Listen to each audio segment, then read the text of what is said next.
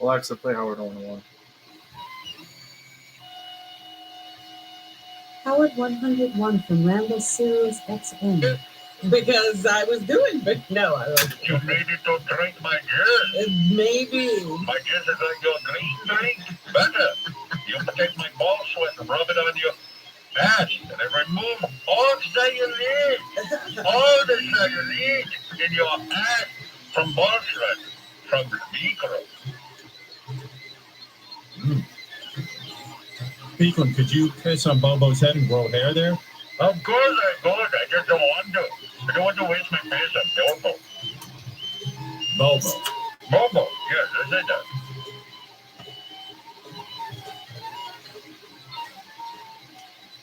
That's some wicked shit job. I tried to take a call, but nothing was happening.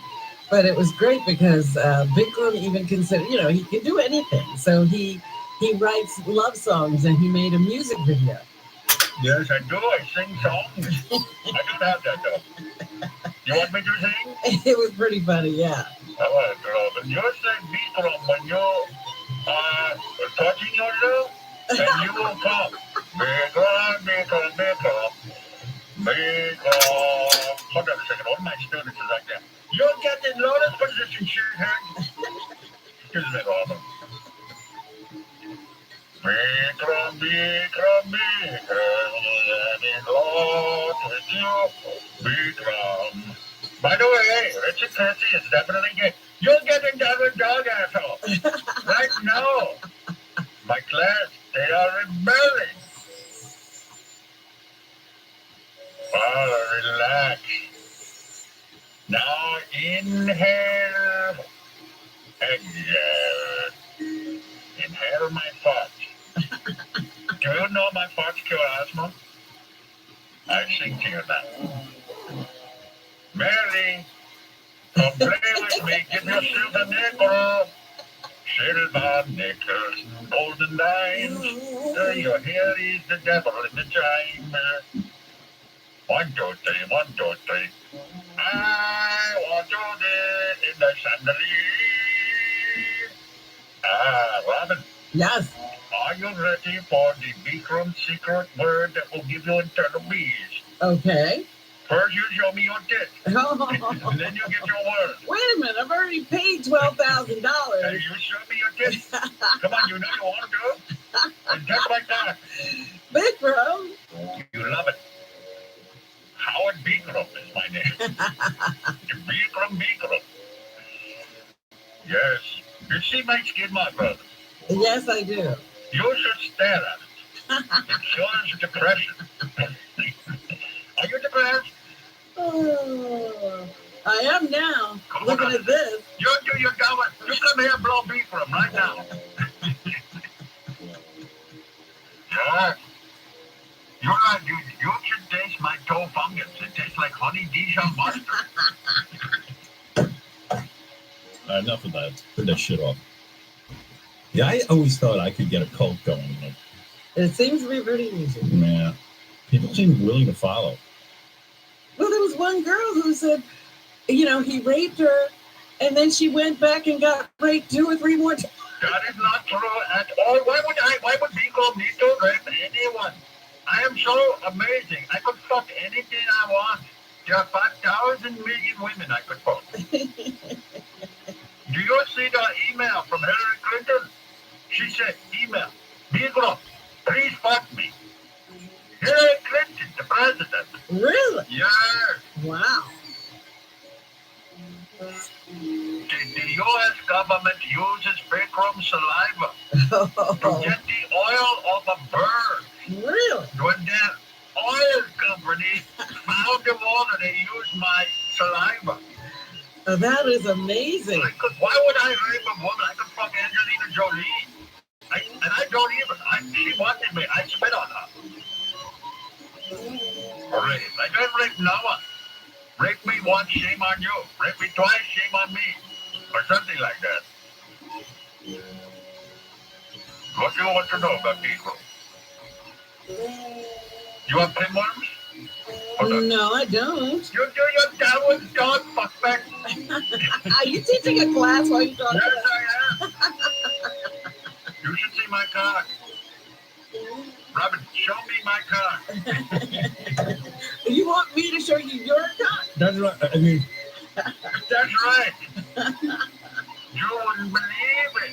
How superhuman I am from Bikram Yoga.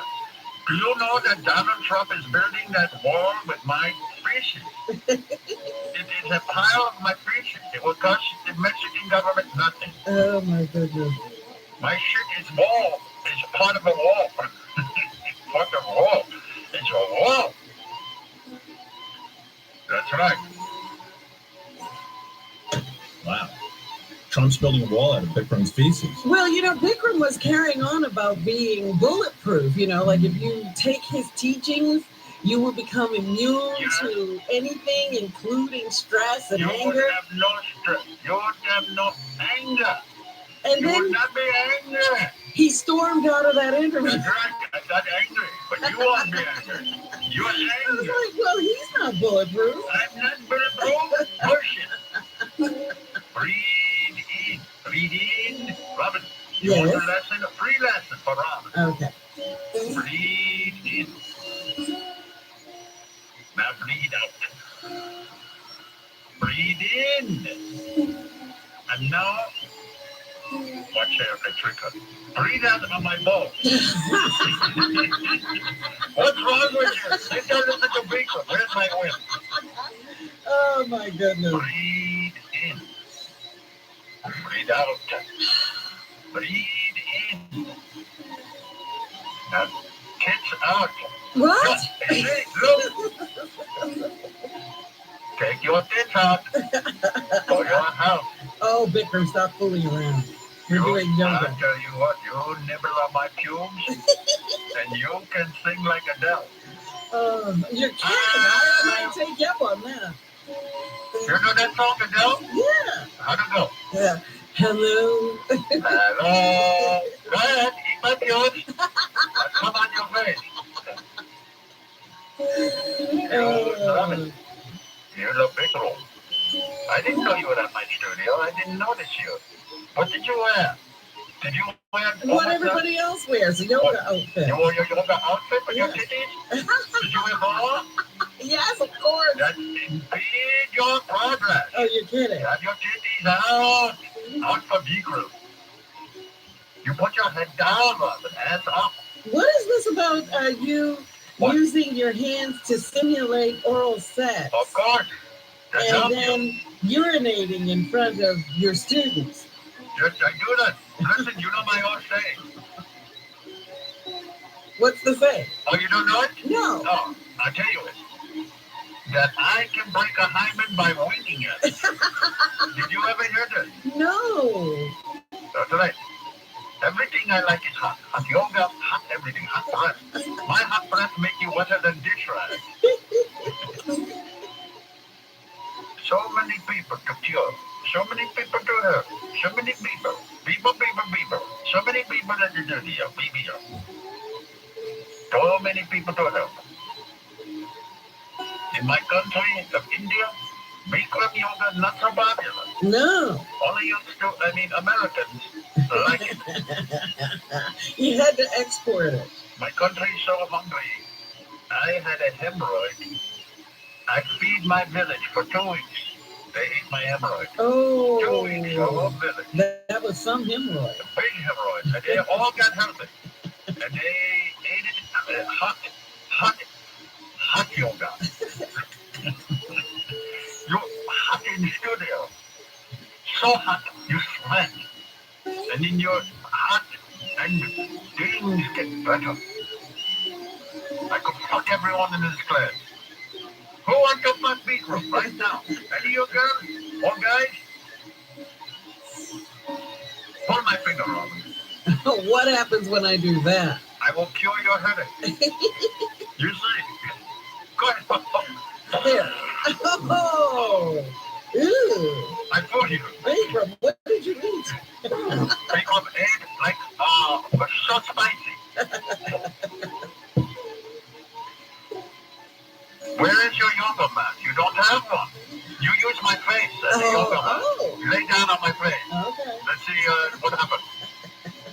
One laying down. I've probably done this too. Sure, people have had enough. Bikram was on fire. Yeah, Bikram. I don't know that guy. I didn't even know Bikram was a guy. I didn't know anything about it. Yeah, JD sent me clips from that special. It was, I had to watch it because I used to do the yoga, and I was like, oh, they're talking about Bikram. I had no idea about the lawsuits or anything until watching. You know, if he was smart, he'd just be like a regular dude, and just fucking relax and count the money. But everything's working. Why do you have to fuck with it? Deal with? Now you want to sleep with the women who want to sleep with you. Hey JD, how come you didn't pull the clip of Bikram singing to this That play? was the best. I haven't had that, Howard. It's actually on deck one is ready. Third one down. It starts out with him playing the song from his video, but then it morphs into him singing in front of all the students live. I want to hear that. He's also cut an album complete with a music video. That's him? Yeah. Now that's him at the clap.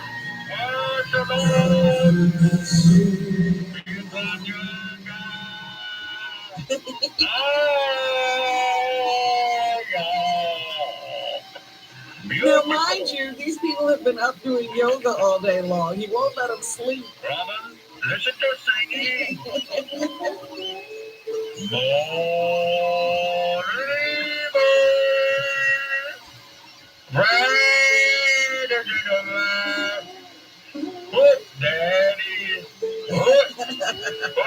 Daddy. You should drink my bath water. It tastes like mojito. I got the feeling tonight's going to be a good night. Tonight's gonna. I'm like Yoko with magic piss. I piss on you, you get killed. Tonight's gonna be a good night. Tonight's gonna be a real good night. To you. Hey Jude, please eat my ass. Eat my boogers because they're magical. I believe the children of our future. Touching the. Eleanor Redme. Eleanor Redme? Eleanor Redme. My music shows Robin's Contra.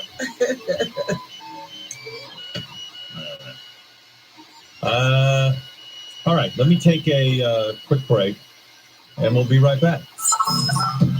Call 949-60-STERN to request your fan favorite. 949-60-STERN. 949-60-STERN. Howard 101.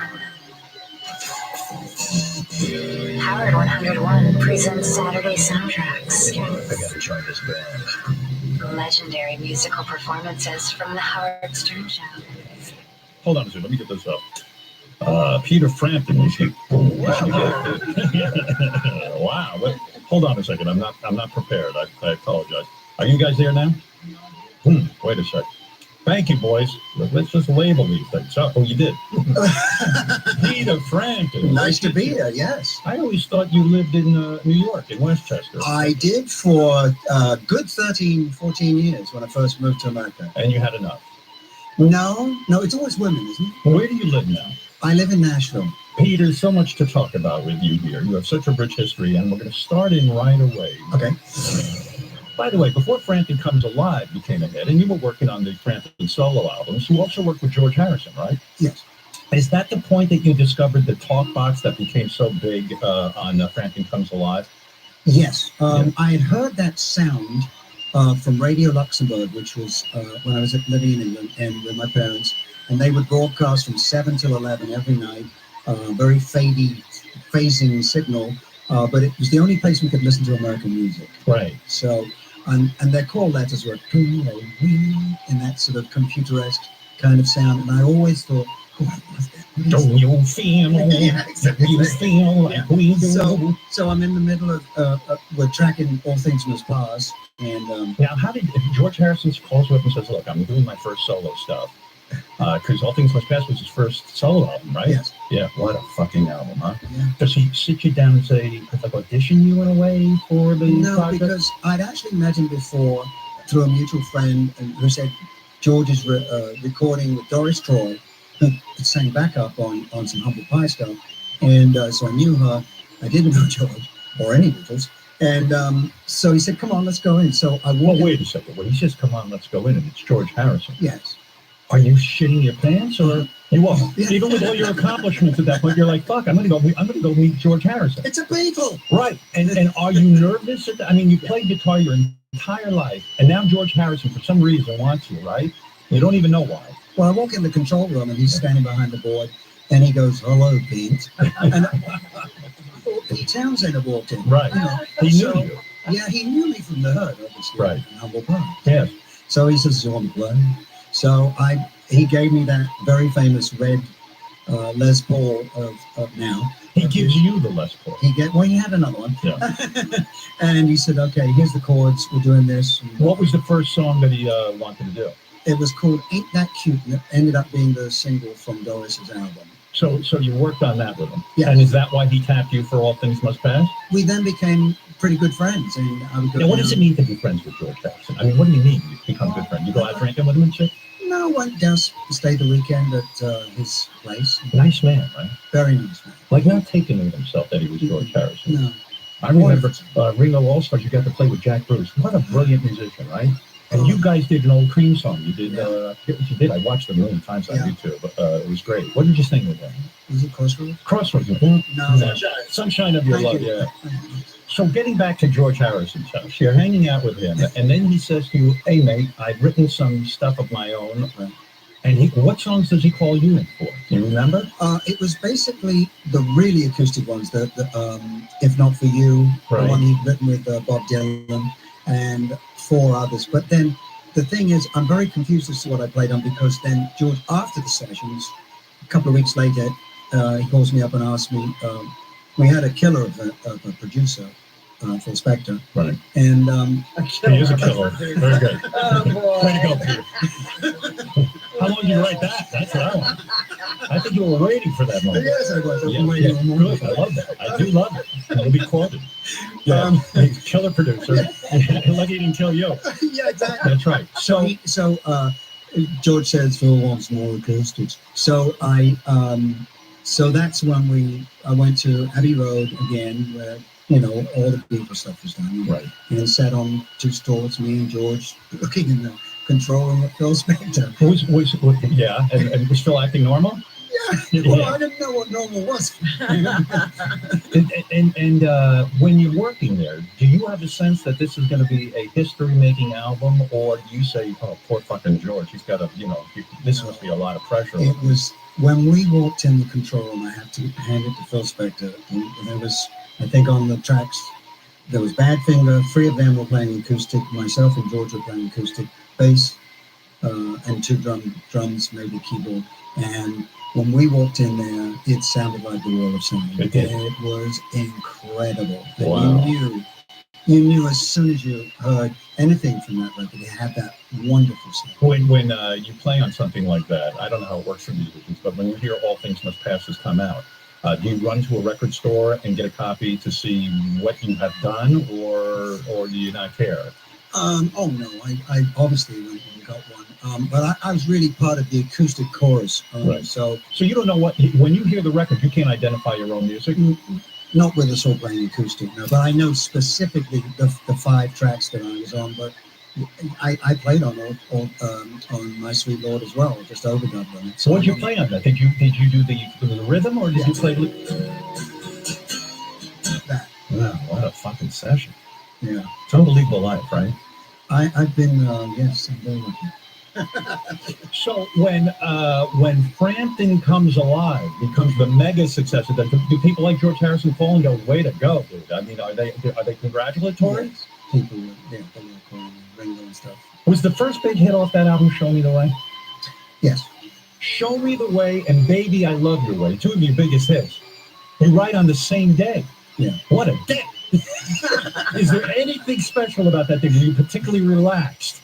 Were you What was driving? happening? What was happening that day? Let's recreate that day. It was. What happened that day? Well, I'm not sure if it was Raisin Bran or cornflakes. Yeah. Left side of the bed, right side of the bed. I don't know. You don't know. I don't know, but I was there in the Bahamas for 3 weeks to write. That's all I had to write the album. First 2 weeks, I was. Why did you only have 3 weeks to write? Because I had to come back. We had a studio booked Right. to start the Frampton album. Right. And so we just got off tour. Now you better write that. 2 albums a year. You better get down there and write the album. So, Right. Is that a chore when someone gives you that, or is it good they give you a deadline? Because the deadline, I would think, I always work better with deadlines. Yeah. You tell me I got to do a show the next day, I get busy. Yes, it was definitely. I do work better that way. Yeah. And Show Me the Way and Baby I Love You Way you wrote entirely yourself. Yes. Yeah. And just sit down and take out the guitar. There's something must have been going on in your head, right? You're sitting there in warm weather. You're nude. Was there a girl? What's going on? Right. Was there a girl in your life that inspired these songs? I assume they're Yes. love songs. Yeah. So they were written for someone. Yes. Was that woman with you, or were you apart from her at that point? Apart. You were apart. Yeah. So you call her on the phone and go, "You're not going to believe I wrote 2 songs about you, baby." You better get back over here. No, because she was married at the time. Oh, she was married. Yeah. I was a devil. So I couldn't call. I mean, in other words, those songs were written about a woman Yes. that you had a love affair with. I was hoping to. Was hoping to. Yeah. But she was married. Yeah. So you were pining away for her. I'm not sure if it was the actual pining, but I was a longing. Should we call it a longing? Alone. Did you ever act on it? I mean, did you ever hook up with her? In the end, yeah. I bet, because you've written these songs about her. For God's sakes, if that isn't the greatest aphrodisiac. So she leaves her husband. She leaves her husband for you because of these songs. Yeah. Unfortunately. Unfortunately. I don't want to be a home wrecker. So you are, was it Queen Elizabeth, this woman? Yeah, I was sitting on her bed. Yes. And But you didn't look at it that way. The heart wanted what the heart wanted, right? She was a married woman. She was unobtainable, and you wanted. Do you think she was more attractive to you because she was married and she was forbidden fruit? probably. Yes. Yeah, I think so. And so Show Me the Way.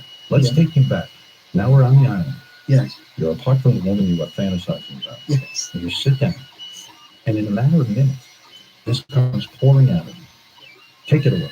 And don't be nervous, boys. You can do it. And do a good job. Okay, here you go. A 1, 2, 3, 4.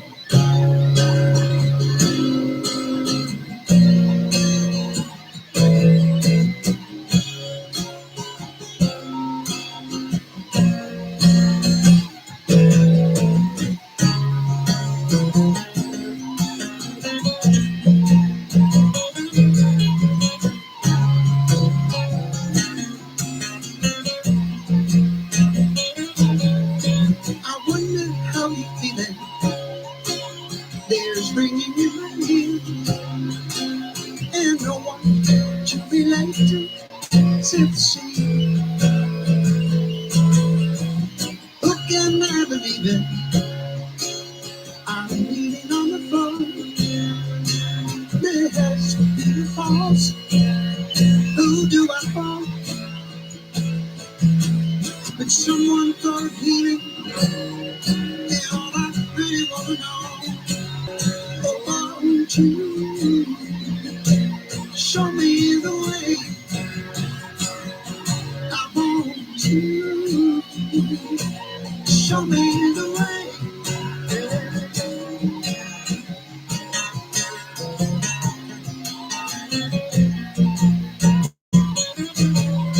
But I can't see no reason you're living on your nerves. When someone drops a card and not some money,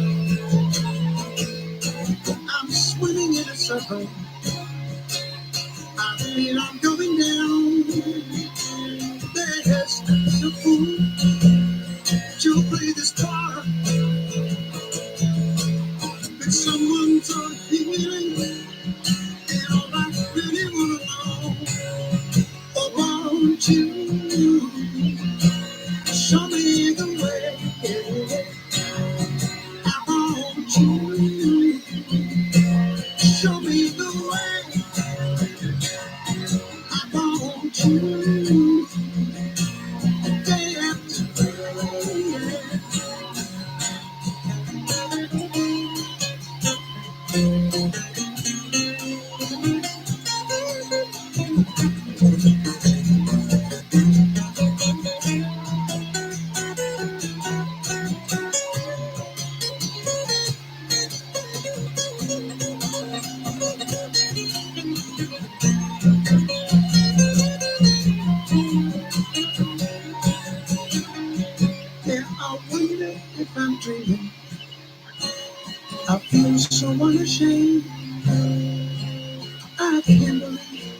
this is happening to me.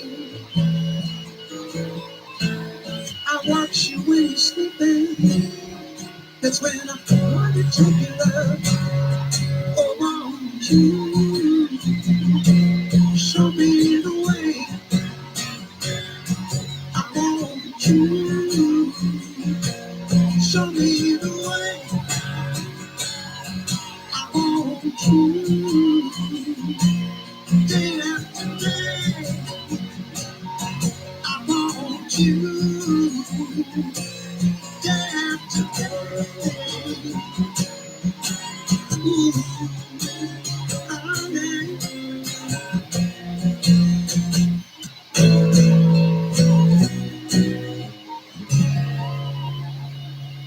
Beautiful song.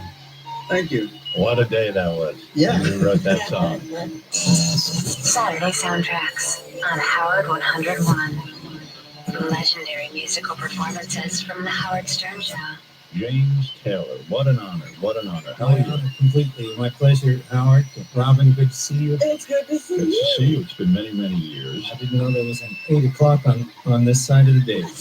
I remember being in high school. I really got to know who you were with Sweet Baby James. That was your second album that came out. The first album did okay commercially. People got to know you. It didn't light the world on fire. It was a start. It was really kind of half-baked in a way. Yeah. It's painful for me to listen to it. And Is it why? Because the recording isn't what you feel it should have been? Yeah, I mean, I think that I was learning how to record. Right. And I think it took me that first album to really realize that I, and Peter too. Peter was becoming a better record producer too. I mean, we experimented with some arrangements. I think it had some interesting things about it, but yet and still, I think the version of Carolina that's on the Greatest Hits album that we actually That's the one we all know.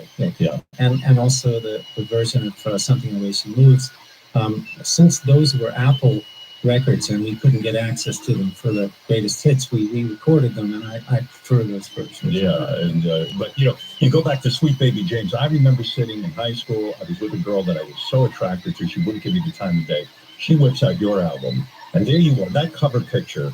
I mean, you got the flowing hair. You're like the best looking young man on the planet. Nobody ever forgets Oh that my God. picture. I remember her looking at your picture, just wanting to fuck your brains out, and not mine. I mean, she sat down and played me the album, and stared at your picture, and was just beside herself, and already bought tickets to a concert or something. That album put you on the map, and I remember listening. I wanted to hate you, and yet I loved the music so much. I mean, you were so fucking good. And Sweet Baby James, of course, everybody knows. Everyone thought, I thought it was odd because I thought you were singing to yourself about Sweet Baby James. I thought it was a little bit narcissistic and sort of big-headed of you. But it turned out you were really writing about your nephew, who happens to be named James as well. So it was named after me. And it was a lullaby, really, for him to fall asleep to, right? Because your mom used to sing opera to you to make you fall asleep, and then you were doing this for young James. The Flight of the Valkyries, that sort of thing. A little bit of take us back to your monumental second album. It's true that Sweet Baby James was written. Mostly written behind the wheel of a car, driving in the first instance to North Carolina to see this little nephew who was named after me, and in the second instance driving back to Boston from Stockbridge. I've been visiting my friend Zach, and actually when I came back from London, I was strung out again in pretty bad shape, and they checked me into another psychiatric facility. It really shouldn't have been a detox, not in that place, but I'm extremely grateful for it. And that was, I've been in a couple of detoxes since then. Fortunately, the past 30 years I've been clean and sober, and so it's crazy time. Your first album didn't light the world on fire. You're struggling with addiction. You somehow record. You're working up your second album. I love that you wrote this for your nephew. I mean, I go to visit young kids and I see them barreling over the mountain. You go over there and you visit them with a brand new song. Did you actually play this for Baby James when you went and visited him? I think I did play. You sat on his bed and played him a couple bars. Well, he was less than a year old. But still, how great! And this is the song that you wrote for Baby James. Yeah.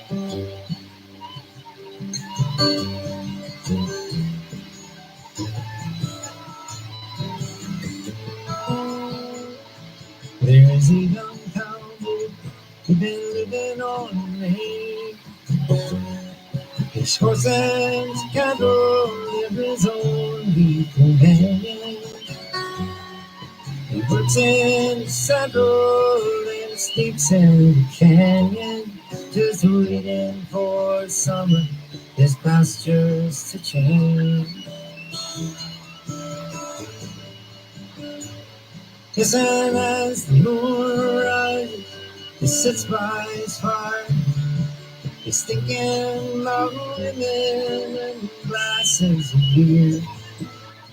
Closing his eyes as the doggies return. He sings out a song which is soft, but it's clear, just as if maybe someone could hear. He says goodnight, moonlight lady. Rock-a-bye, my sweet baby Jane. It's deep greens and blues for the colors that you won't you let me go down my dream. Yes, and rock-a-bye, my sweet baby Jane. The 1st of December was covered with snow. Yes, and so was the turnpike from Stockbridge to Boston. The birches, the singing green like on account of that frosting. With 10 miles behind me, and 10,000 more to go. There's a song that they sing when they take to the highway.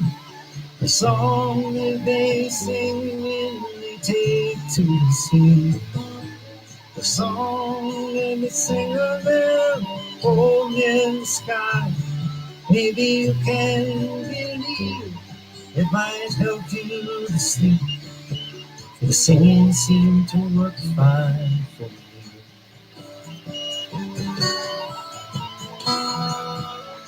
Won't you good night, or get moonlight lady.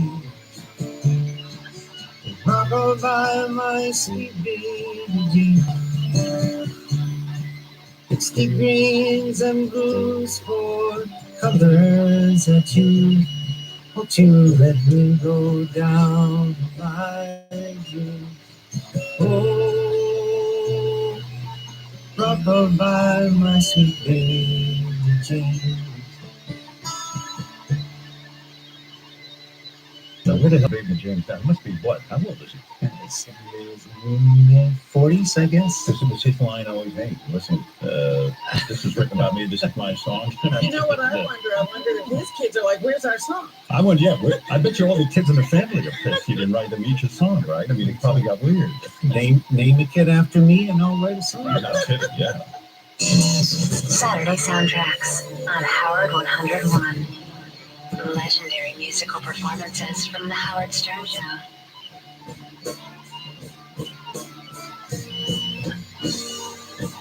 Yeah.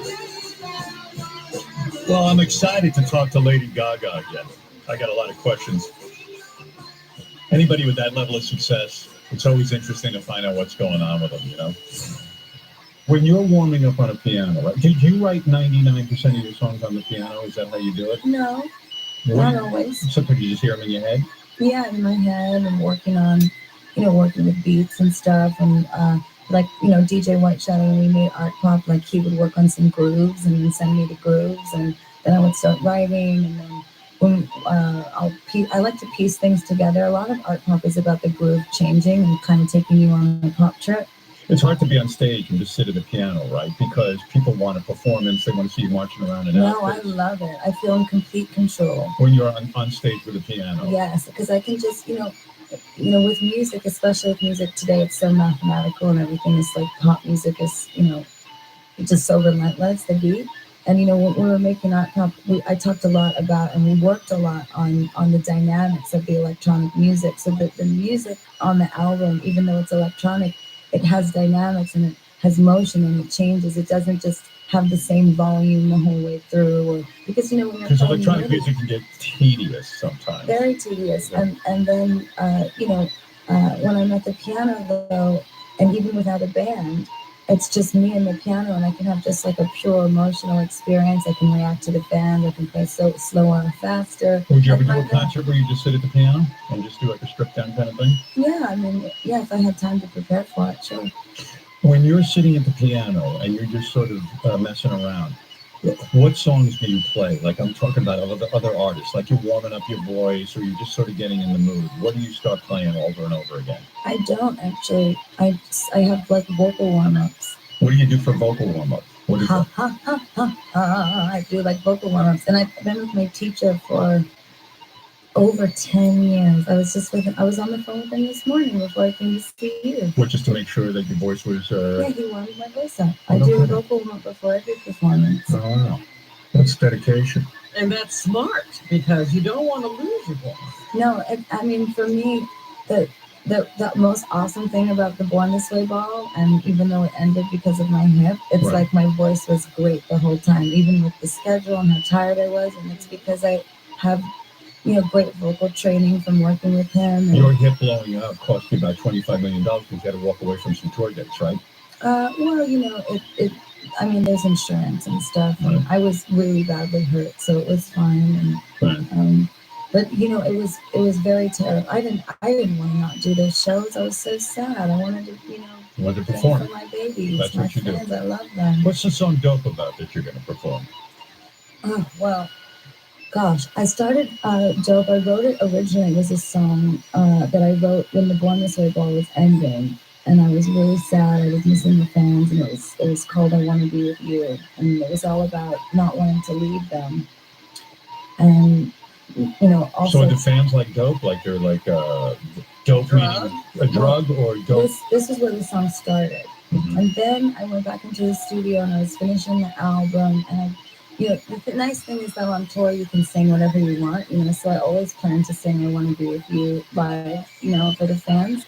But I was working on the record, and the record label was like, "Oh, we really love the ballad, the ballad." And I'm like, "You guys like the ballad because Lord's on the radio and because Adele was on the radio." Right. So they're looking for another one. So stop talking to me like it's because it's this song. Because it's like they can't make up their mind, and it's like They like whatever's selling. Exactly, and I don't know that that's the best for my career in the long term. It might be a good idea for like a #1 record, but I think it's okay to have a relationship with radio where they know that I'm always going to be pushing the boundaries a little bit, and we send them records for programming that are the ones that they like, but I don't think there's a need to strategically plan how I'm writing my music or what we're giving to them to play based on what other people are doing. That's like not my thing at all. No, because then you'd be boring and then you'd be just derivative. So I had kind of a rebellious spirit about this because they like the ballad. So I said, that's why you wrote Dope? So I went in to write the record and I was like, oh, they want a fucking ballad. I'll give you a fucking ballad. I'll give you a real ballad about my soul and my heart and what really matters to me and what I really want to say. It was really emotional. I went in there and I started writing and I thought, what do I really want to say? And I really wanted to say I'm sorry to my family, to my boyfriend, to my fans for getting so sad and so depressed by the industry and getting so sad and depressed by, my hip breaking and being out of So you calling yourself a dope? No, I started doing a lot of drugs because I felt so lost and I felt like I couldn't even find my soul anymore. And because you get put in this machine and it's like a roller coaster your life. And I really I was doing the dope to keep on the roller coaster. And then I stopped the dope and I realized I just wanted to get off the roller coaster and just do what I want as an artist. And So this is a song about dope. This is a song about dope. All I'm right. saying I'm sorry and I love you. Take it away. Sit here like Like a dope. like a big dope. Oh, I got it. Got it. Lady Gaga. Yeah.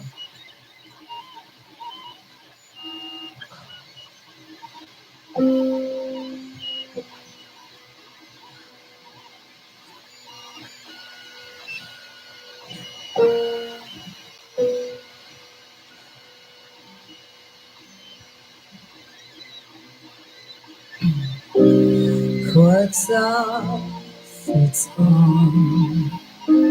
The party's just begun. I promise drink is my last one. I know I fucked up again, 'cause I lost my only friend. God forgive my sins. Don't leave me.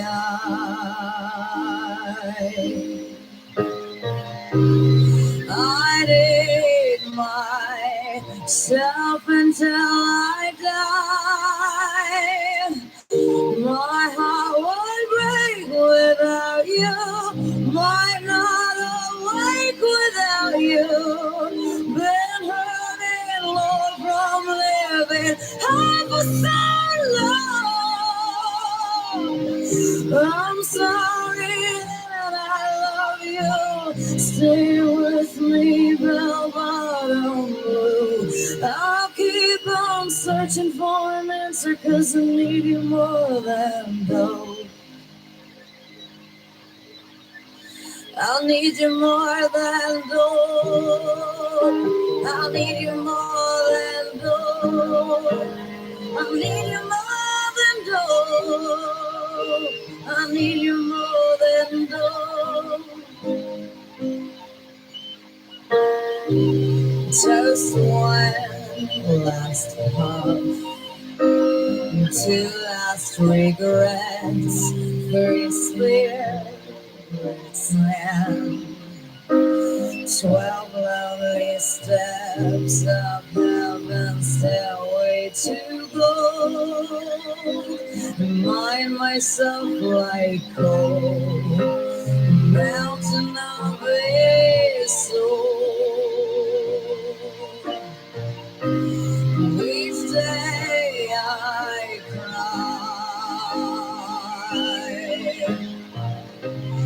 I feel so low from living high.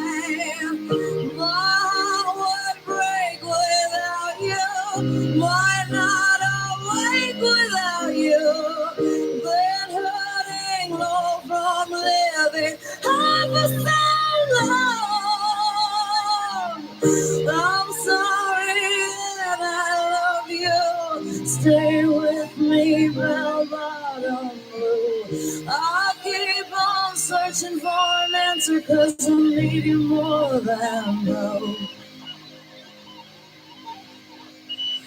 I'll need you more than gold. Need you more than gold. I need you more than gold. I need you more than gold. My heart would break without you. Might not awake without you. Been hurting low from living half for so long. I'm sorry and I love you. Stay with me, monsters, won't you? I'll keep on searching for an answer, 'cause I need you more, you know. I need you more than gold. I Need you more than gold. I need you more than gold.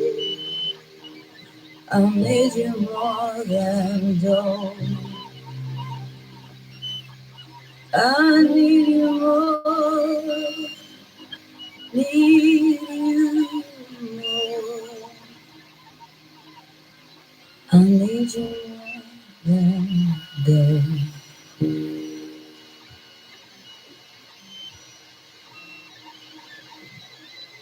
Love that. Wow. That is beautiful. Thanks. See, I Very get that. profound. The people that you love meant more to you than Doe. Yeah, Did you have to go through AA and all that stuff? I didn't. I should have. Why? Because it's you probably would have had someone to talk to at least if you'd done that.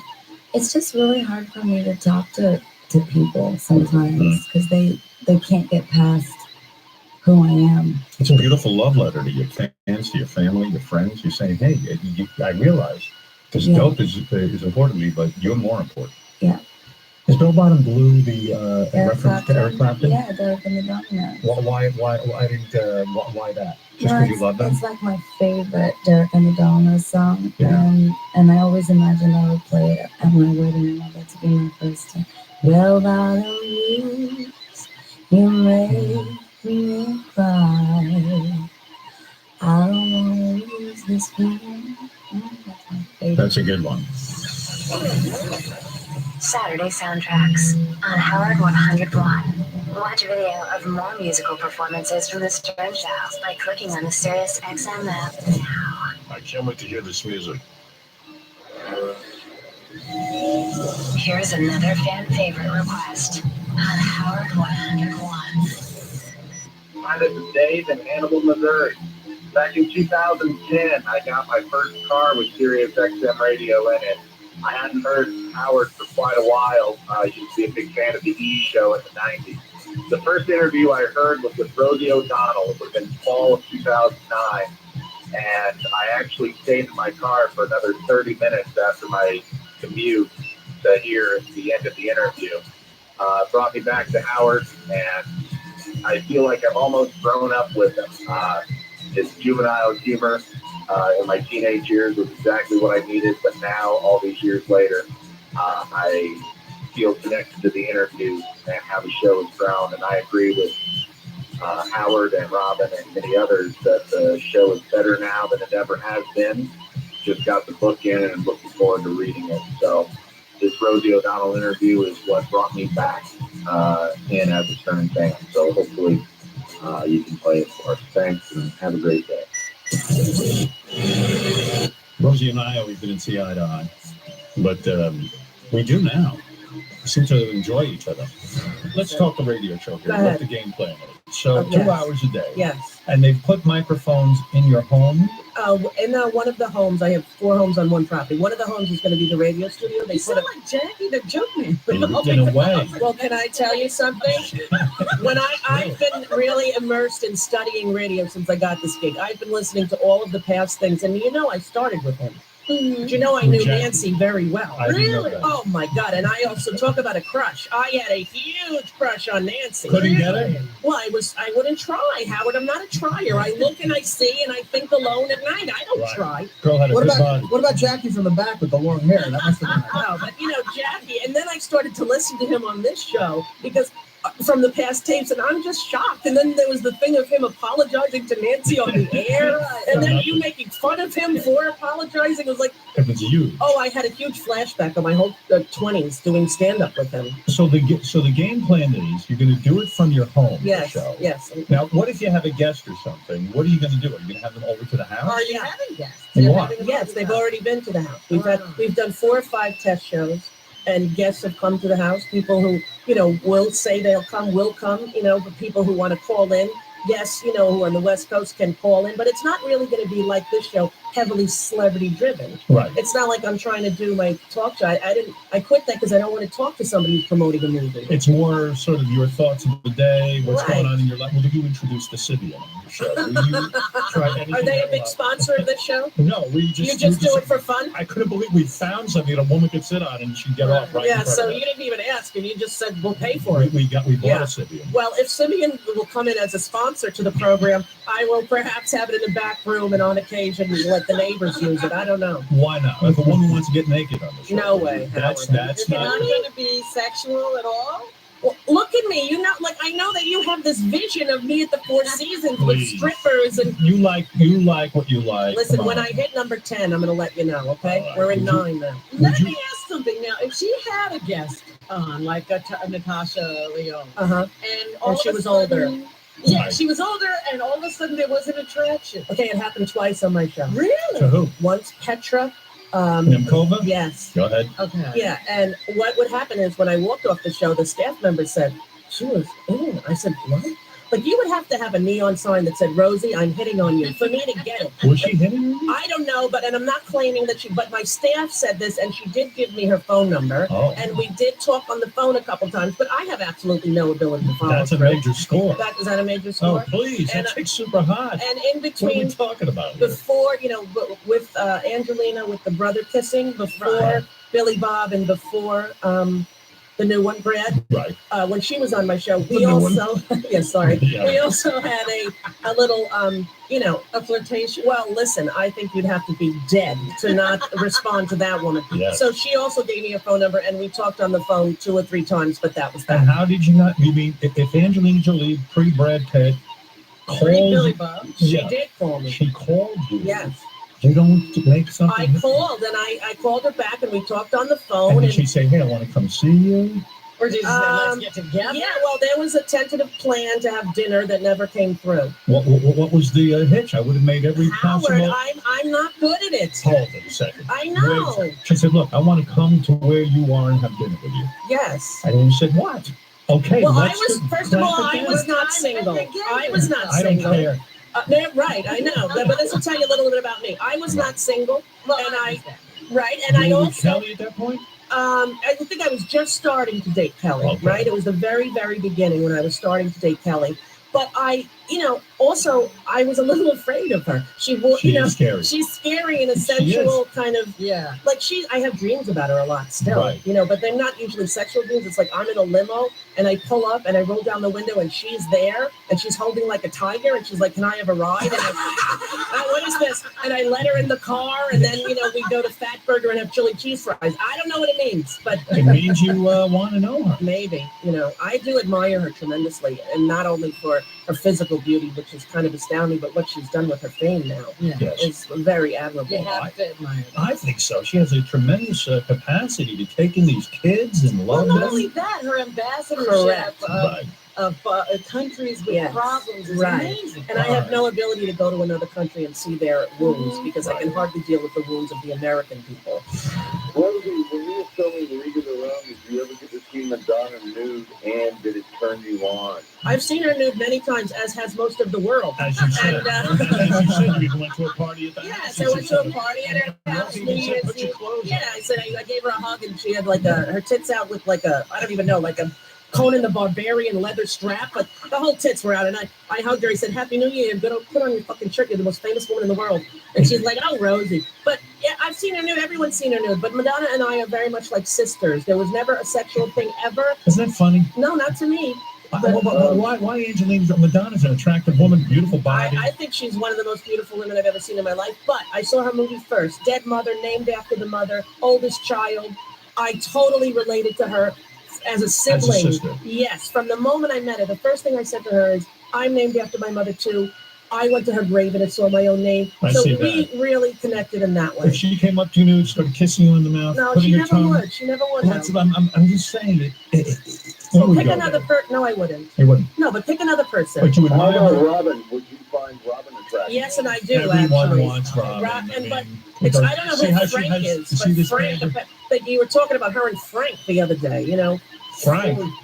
fights. Oh, Jim Florentine. Oh, yeah, I was like, with the big balls. I don't know. Oh, the big ball guy? Oh, the big No. ball guy. No, I think Robin's very attractive and very intelligent, which is even more important. Well, that's true. And extremely sexual, which is something you don't know. Really? She looks at furniture and wants to have sex on it. Wow, She finds that's fantastic. She was in my home and said, "Oh, that table's so sexy." And I go, Yeah. What does it for you? Like Stickley, Laura Ashley? What are you into? What's your thing? concrete. Concrete. Wow. I just have to see it. All right, When I okay. see it, I know it. You know, that She reminds me. gets on the gynecologist table. She thinks it's sexy. Whoa. Yeah, it's Well, just I pretty think, late. Robin and I could bond over her helping me get healthier in terms of my body, and then who knows what could happen. Who knows? Do you have a female gynecologist or a male gynecologist? Only female. Only female. I've never been to a male gynecologist in my life. Me neither. Already. No, I don't, but I'm willing to have a free one if the Symbian people want to send me. Believe me, you wouldn't even need to be with a woman if you had the Sybian. Well, They'll take care of all your needs. The Panasonic Magic Wand does the same thing for $19.99, and you can get it at any The drugstore. magic wand is Panasonic. very powerful. You're talking about the big one with the big ball at the end. Well, it looks like a Spalding ball. At the You know, end. Robin used that and wore it out. Oh, well, That's you how can sexual wear- she you is. can wear them out, honey. Yeah. They last a pretty long Yeah, time. they last about 2-3 years. She has a And then gun rack. Franklin, She has a gun rack. okay, that gave me a panic attack. I don't know what that was, but She- that was scary. That's her vibrator. Oh, wow. Super The industrial. Spalding ball looked like Rod Laver and served it 20 times. It was, But, a marvel. after a few years, you really do need to get a new one. If because- you start dating again, Yeah, get a new pen. bring the wand into the bedroom. Honey, it lives there. My kid Exactly. found it under the bed. My son is 9. He's like, Mommy, what is this? I go, it's a microphone for me to pretend when I'm doing my act. And he goes, why does it shake? I'm like, sometimes the crowd is crazy and I just have to. Simulates how. Yeah, the- exactly. Call 949-60-STERN to request your fan favorite. 949-60-STERN. 949-60-STERN. Howard 101. It's totally normal to be constipated with belly pain, straining, and bloating again and again. No way. You could have a chronic condition called irritable bowel syndrome with constipation, or IBS-C. Linzess, or linaclotide, is a prescription that treats IBS-C in adults. Linzess works differently than laxatives to help relieve belly pain and let you have more frequent and complete bowel movements. Individual results may vary. Do not give to children less than 6, and it should not be given to children 6 to less than 18. It may harm them. Do not take Linzess if you have a bowel blockage. Get immediate help if you develop unusual or severe stomach pain, especially with bloody or black stools. The most common side effect is diarrhea, sometimes severe. If it's severe, stop taking Linzess and call your doctor right away. Other side effects include gas, stomach area pain, and swelling. Talk to your doctor today. You may be able to save on Linzess and make fewer trips to the pharmacy. See if you're eligible to pay as little as $30 for 90 days. Visit linzess.com or call 1-800-LINZESS. Sponsored by AbbVie and Ironwood Pharmaceuticals. Howard 101 presents Today is Fan Appreciation Day. another fan favorite. You're fantastic. Hi, this is John from the Explore. Late 2018 or early 2019, there was a mystery of the poop on the bathroom wall. It was one of the funniest moments I've ever heard on the show. I would love to hear it again. Thanks, bye. All right, let's get down to it. We have our panel today. I asked some of the boys to come in. We're going to clean out the computer. As you know, I have lots of stuff in my computer I never get to, and I get yelled at by these boys. They say, Howard, why didn't you get to this or that? Julie says to me, why don't you get to when I interview Underdog Woman or this or that or the other? I go, because I got so much to get to, and 90% of the show is Ronnie anyway, so it's very difficult to get to anything. But I do have Gary, JD, Jason, Julie, Benji, and best-looking guy on the show, Steve Nowicki, here to present some of the things that have been lying around in my computer. I do also want to mention, Robin, this is something you might want to see. Ronnie has changed into his racing outfit. Yes. Very, very much. I want to see that. All right, here he is. And it's important, Gary said, to know that Ronnie also has gloves and racing shoes on. Here is what he was wearing. This will be on the app. What is that? Where is it?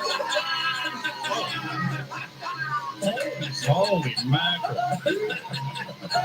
You look like a superhero. I'm a mighty morphin Power Ranger. How are you feeling? Very comfortable. You like it? Very comfortable. I have the need speed. Yeah.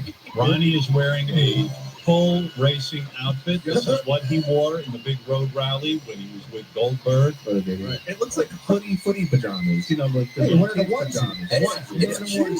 Wow. It's But very cute. Goldberg didn't wear this. No, he couldn't fit into one. Right. Goldberg couldn't fit into it. Sure. Sure. They can make them one at a time. I got a feeling Goldberg just said, So look, I'm not wearing it. I'll wear a douchey wrestling outfit, but I'm not wearing that.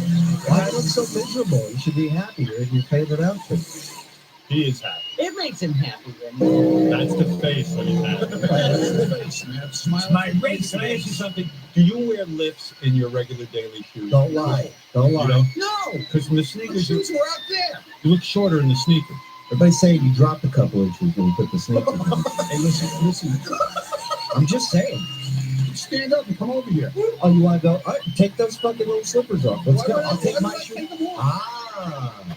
There's no lift in there. There's no lift in the All right, sneakers. I'll take Not now. All right, I'll come over. Your regular sneakers. Ronnie, those shoes help you drive? Is that it? They're very lightweight. Yeah. His name on it and everything. On your shoes? No, on the thing. Right by his belly button. You're right below his belly button. What's it say there? Ronnie Munn. Look at that. Look at that. I'm the monster. Ronnie, do you wear a helmet as well? And No, we didn't wear it. no headgear? Yeah, no.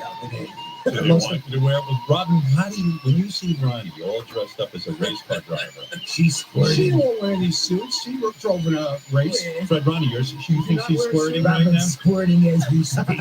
Are you squirting? Yeah. Robin, are you squirting? No. Be honest. Seriously? No, I'm not a big professional. Are you turned on at all? Well, who wouldn't be? Did you not wear When a you suit? see Ronnie in a rubber. Right. Robin, Does he look like a professional race car driver to you? No. No. He looks like a racetrack driver that should be on a He birthday looks suit. like he's dressed up for Halloween. By the way, trick or treat.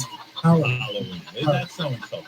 Take that. I just don't want this. I'm a no, joke. don't take it back because that's her. You guys are all jealous anyway. I just saw Yeah, JD you wrote, look very jealous. JD wrote a note down. Yeah. It just says Ronnie has no ass. He's an older man. I mean, Turn around, he gets lost in that stupid outfit. but anyway, good I for got you, the Ron. ass of a 49-year-old. By the way, truly, Brent stole your clothes during the thing. You don't have to be in Oh, you that. gotta Yeah, say Right, get comfy, dude.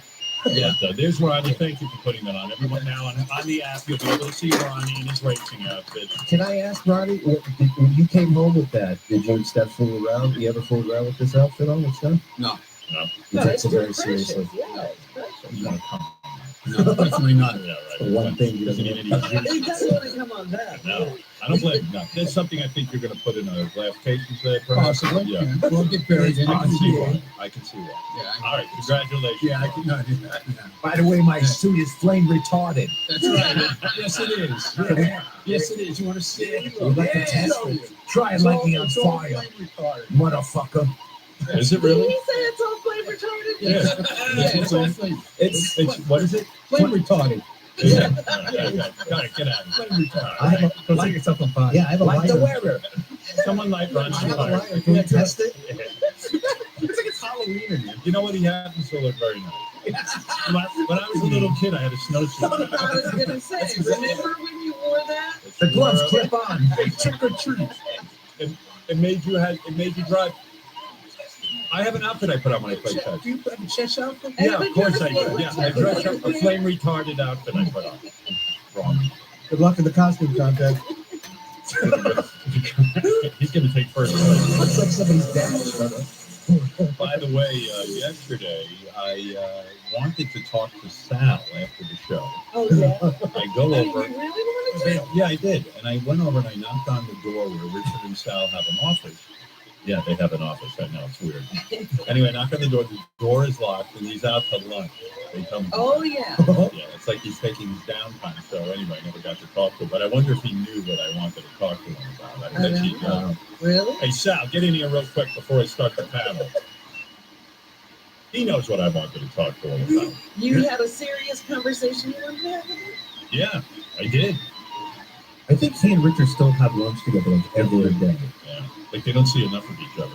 You know why? You know why I wanted to talk to you, right? Is it easy?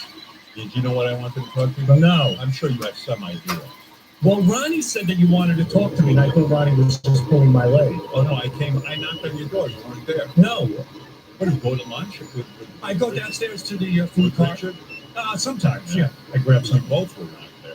Yeah, we go downstairs. You know what I want to talk about, right? What? You don't know? I never know what you. Bullshit. What was it? What? You don't know?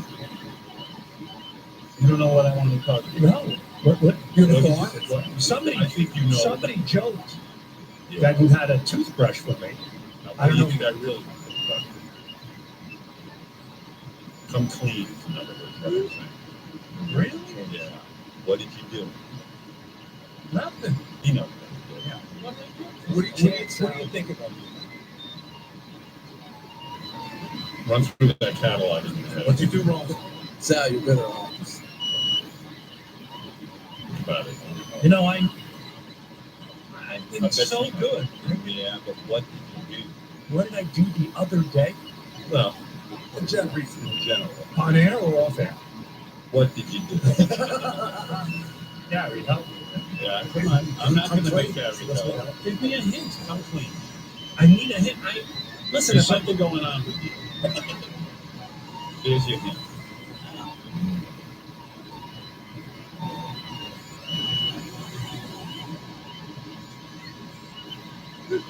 If you confess, there'll be no repercussion. No punishment, nothing. There's something going on. Oh, yeah. He knows. He's just playing.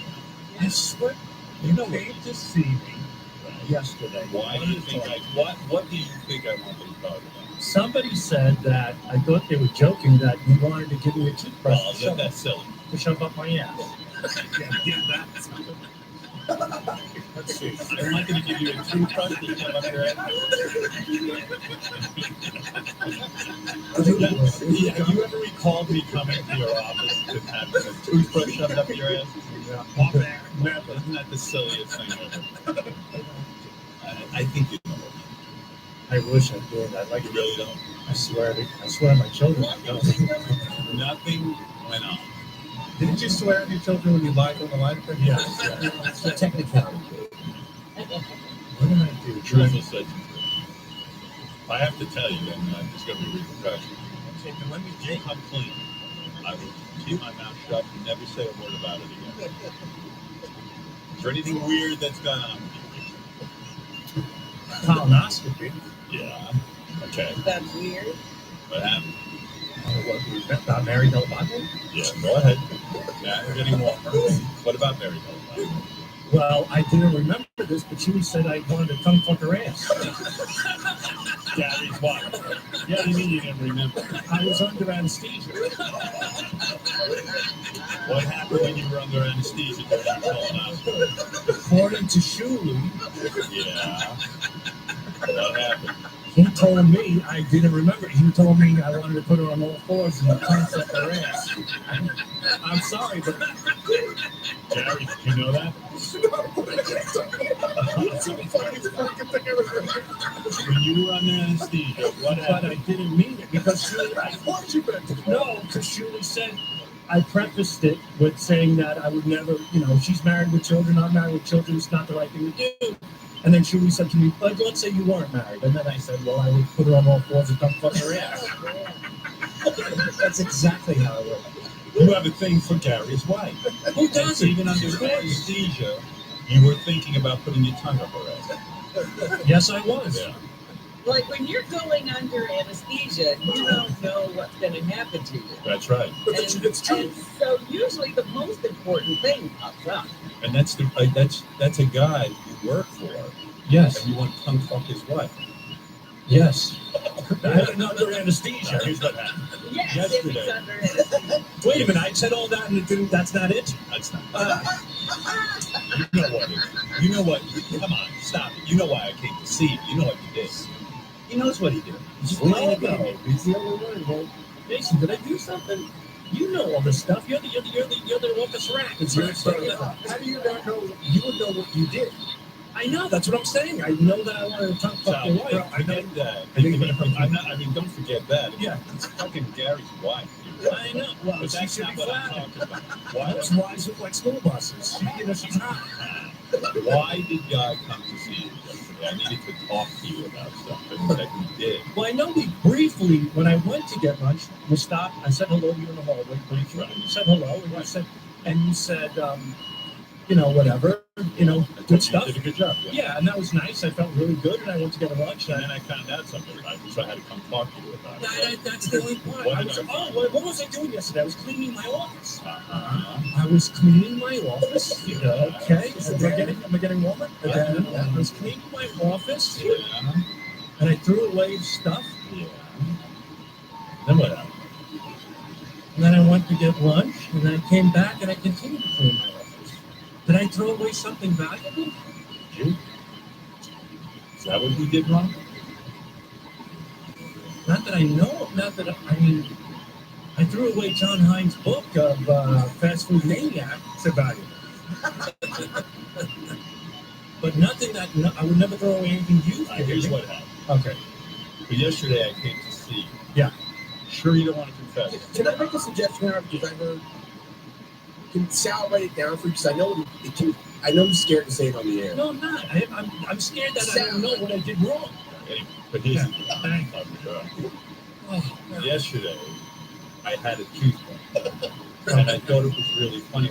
I was going to come to you. Remember I told you you did a good job? Yeah. I said, Sal, I bought you a gift. Here's a toothbrush. Right. You like to stick toothbrushes up your ass. Yeah, so I was right about that. So then, when I knocked on the door and you weren't there, yeah, I said to the guys, tomorrow, I'm going to tell Sal I came to see him. Right. And tell him I had to talk to him about something he did wrong. Okay. And let's see what he confesses. Oh, gosh. So we got the Mary Della Base. Did you know there'd actually be something there? No, I didn't know what they were doing. But he always does something stupid. I did. I'm sorry. Gary, I would never do that to your wife. Of course you would. But yes, you would. In a different... Not against her will. Right. And if I get permission. Right. And here's the point. If Sal called me what? Said, hey, I just want you to know to be screaming about you, blah, blah, blah. And she said, you know what, Sal, I'm just saying, Gary, I need you to come over there. I'm going to tell you. You would definitely come in a minute. Yeah, sure.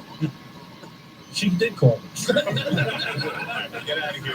It was a congratulatory visit. Thank you. But I just had to check in. Hey, That was good. By the way, as long as you're here. Really clever. That's going to make for a comfortable Christmas party this year, by the way. Oh, Mary loves me. Cut it. She doesn't, right? I was about to She likes that. She's amused by it. It's got to be a weird kind of compliment that he wants her so bad.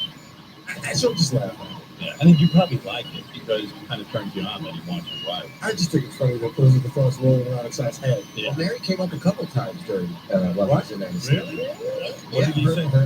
Well, the other time was one of the questions was, have you ever jerked off to any staffers' wives or anything? And Mary was the only name you threw out. You jerked off to Mary? I guess so. According to that. What do you mean according to that? It was you. According to that. According to you. Do you know if you jerked off to Mary? Well, guys, I've jerked off. I'm not putting you down. Did you jerk off to Mary? Probably, yes, for sure. Congratulations, Gary. You should be Why are you embarrassed? I don't like this. I'm different. That's the next lie detector. Oh, he's not doing that anymore. No, I jerk off still, Gary. But you're older. That's it. No, People change. People change. You never jerked off to somebody's wife. What changed? Like what's different?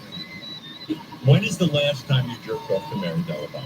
That honestly, a long time ago. You don't even think of like 50%? Yeah, but I have to say that I saw a picture of her recently. She looks dynamite lady. Yeah. So I put her back into the rotation. I've never So you have jerked off her recently? No, but now that you reminded me, I like to go back. She's in his dreams this weekend. Right. What was the fantasy the last time you jerked off? Yeah, right. I don't know. I think you have a chance with her. She fucks Gary. Right, exactly. In your fantasy, I mean, she's into bestiality. That's so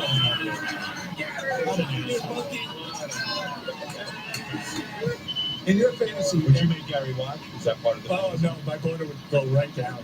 But I'm curious, in your fantasy, am I at least dead, or are you doing this behind my back? No, definitely not behind your back. This would be consensual.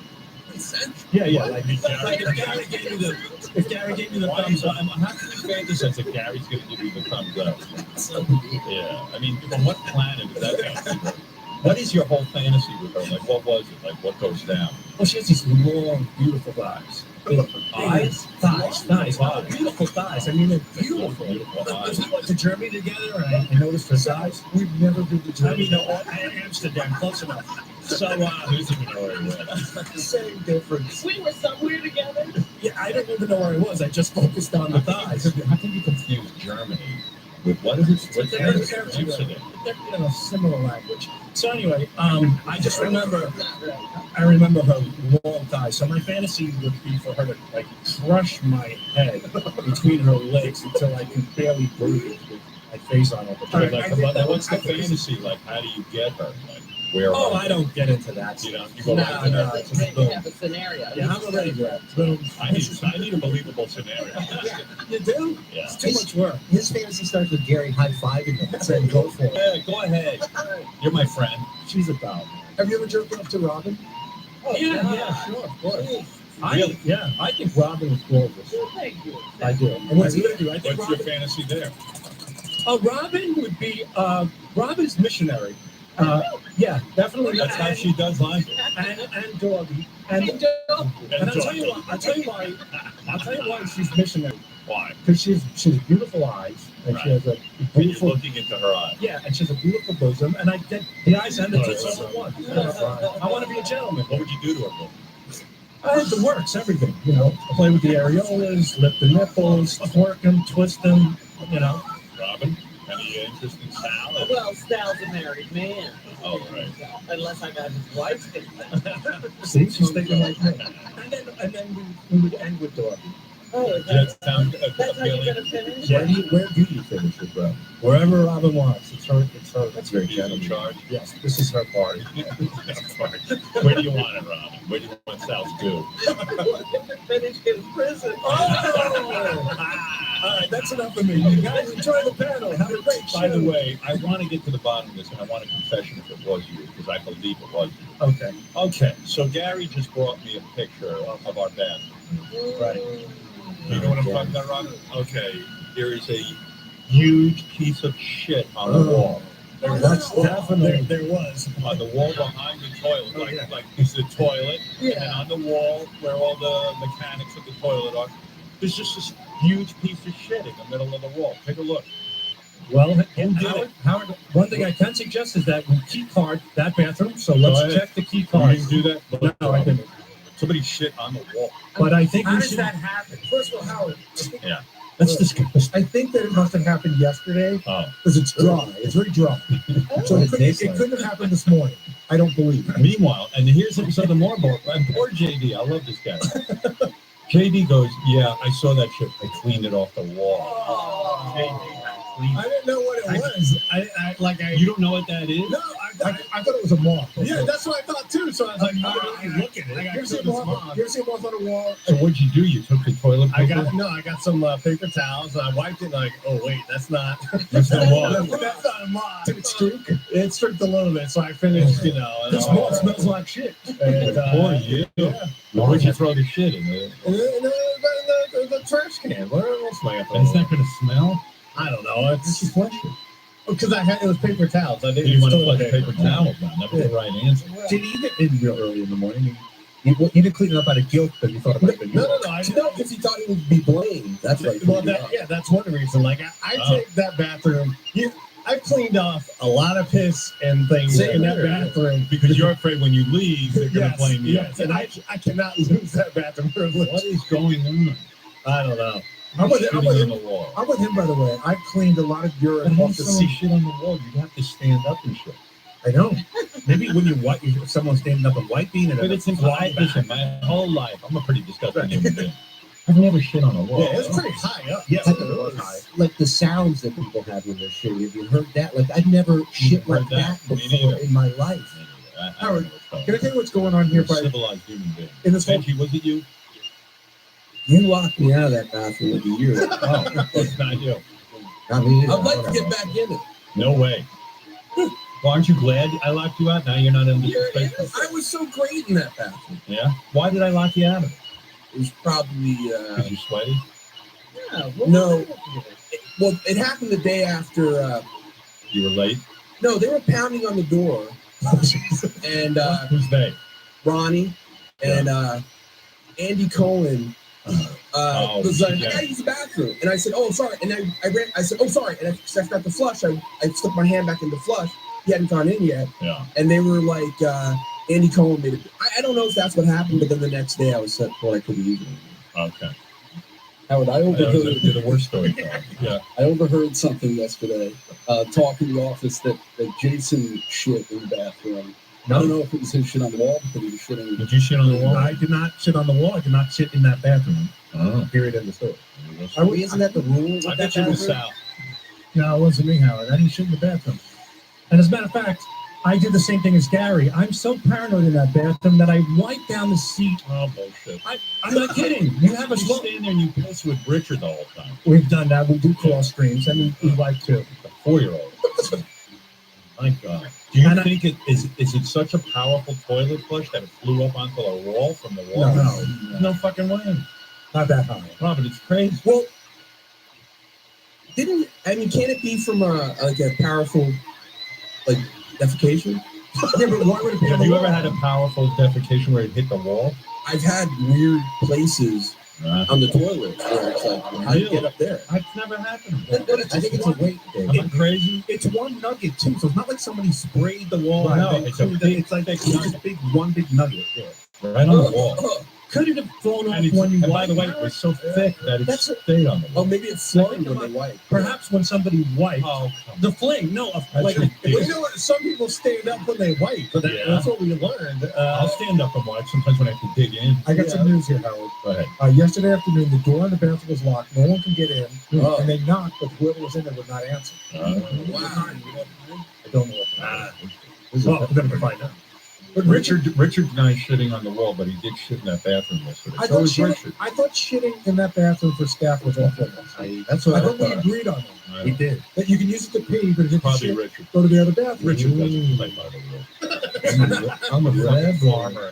It was just a shit. I just shit the wall. He's not doing it in the hole. Yeah, right. I just accidentally shit on the wall and a little on the carpet. He shits his pants out in our studio all the time. I guarantee. I'm not kidding. He does. You can hear the spray come out of his ass. He goes, "Oh, just shit my pants."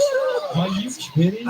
He'll tell you. What grown man does that? He shits his pants all the time. And then what does he do? He cleans it up. One time he threw his underwear out, or he wraps it up and brings it home and washes it. Yeah, Richard was 100% Richard. Richard, did you shit on the wall? Be honest. No. Let's just get this over with. I don't want to do a whole and fucking lie detector. I would have noticed. But you know You what? shit in there yesterday? Just say it was me because there's no way I can deny it. Yeah, it was But you. I know it. I know for me it wasn't me. But Did you see if the you want to picture? blame it on me, Did you see the picture of shit on the wall? No, I haven't seen it. Can you identify your own shit? Oh yeah, definitely. All right, show it to me. Definitely.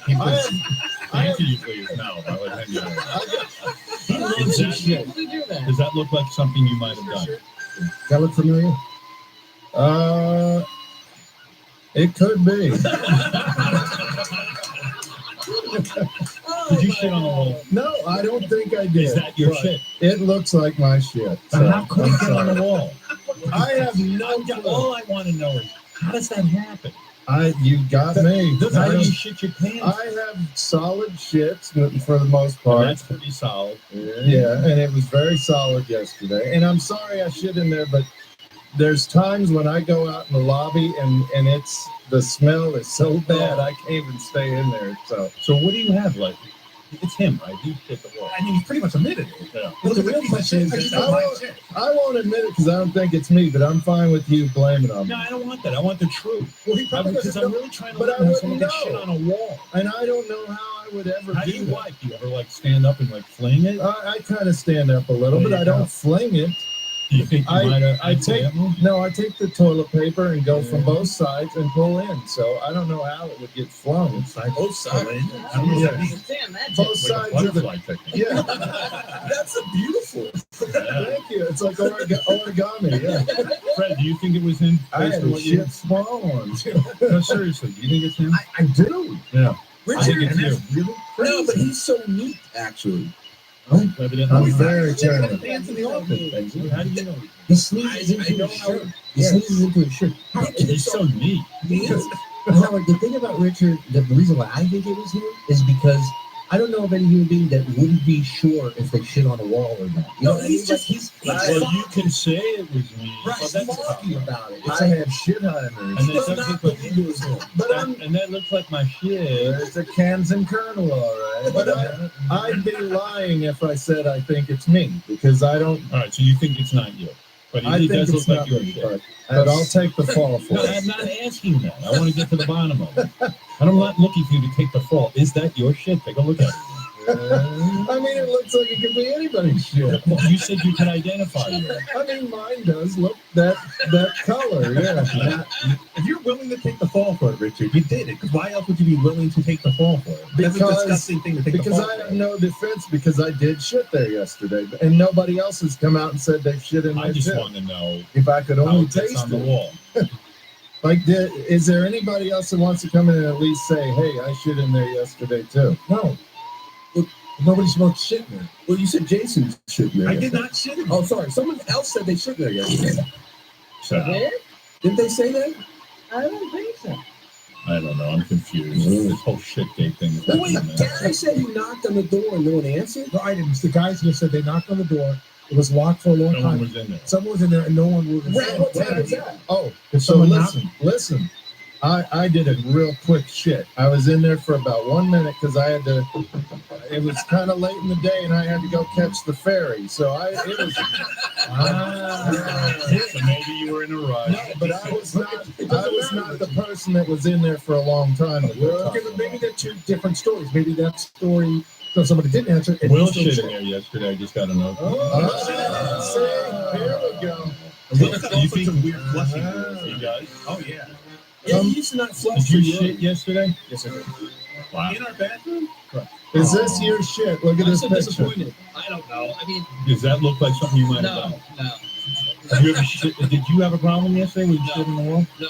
That's why I'm the same thing as Richard. I did not shit on the wall, and Somebody shit on that wall. I'm telling you, Howard, and these guys kind of poo-pooed it, like a better word, but the water really does like Spray up. explodes out of the toilet. So you could shit in there hypothetically and it get on the wall. All right. And Oh, that's a good point. Let's see. Why don't we take something That's right something now, right put for it it. in the toilet the size of that shit, flush it. If you can make that spray onto the wall, that wouldn't be scientifically correct because you're not going to have the weight and consistency. Who needs to shit? Richard can do that. all right. I hear you, Robin.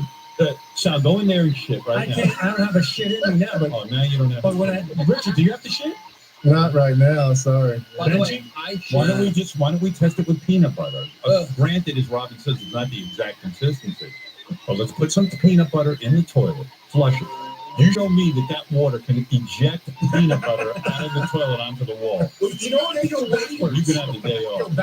backwards and high. Backwards and high like that. Come And on. stick to the wall. The Kennedy assassination. Put that on the app, too. It makes more sense. Right. I think it's a Yeah. stand-up wiper.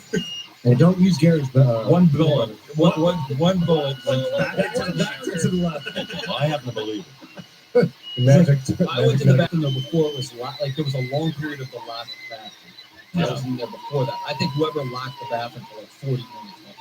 That was not 40 minutes? That was not me. It was a long time. That was definitely 40 minutes. That's so strange that people be knocking and no one would say anything back. Because they had shit on the wall. It's very easy to track. They were just sitting there. Cleaning up a crime scene. Yeah, like if you just killed someone, Yeah. Like you're answering the door. like Dexter. Yeah, you're like Dexter. My shit's a kill zone. Fred, it wasn't you. No, it was not. No, Fred shits out in the lobby a lot of times, I think. Not in the lobby. Just to be clear, Richard, the main Well, I can't believe you shit here, man.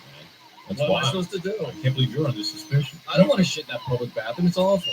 It is awful, Howard. You see what's going on there these days. It's fine in the morning, but in the afternoon it gets a lot of effort. All right, I'll get the key card information and we'll find out your shit. We're in video too, so we can see who went in and didn't come out for 45 minutes. Be an executive. We I might know have to. Jason shits during every show, but he always does it in the public. I do it in the lobby because a couple years ago I stumped up this bathroom and got yelled at. I do not shit in this bathroom. Not as bad as Gary stinks it up, and I'm not making a joke. Sal, I have not. It is a smell that science needs to isolate and What do you think it is? look The shrimp and chocolate? It's beyond. Richard, can you back me up? It is. It's like a dead animal took a shit. It really is. Gary Curtis? Howard, I've taken a shit that bathroom, I would say, easily 4 to 5 years. And it still stinks from you. You mean worse than normal? Worse than normal. Yes. Do you courtesy flush, Gary? Of course. You do? Yeah. That's It smells that bad? It doesn't, because he's just being a dick. No, it does. It does. Howard, his smell comes down the hallway like a ghost, like a shit ghost. It's like a shit ghost coming down the hall. You know Gary's You know bad. what? Seriously? It's sour. And do you think it's mostly artificial crab that he It eats? could be because it's very. It's not real thick. It doesn't smell like a natural shit. There's something wrong. It's good that you know what a natural shit smells like. Not yours. Are you a connoisseur of shit? Yes. We're gonna get to the bottom of it. I've smelled Sal's and it's not bad. When you shit yourself in the office, dude, you have a low bar. God, bragging about ass anymore. What is it, Jim? Hey Sal, have you ever jerked off thinking about Beth with Fred's wife? No, that's a lie. No, I haven't. I mean, if I did, I would. I mean, Beth's gorgeous. Fred's wife is an attractive, nice lady.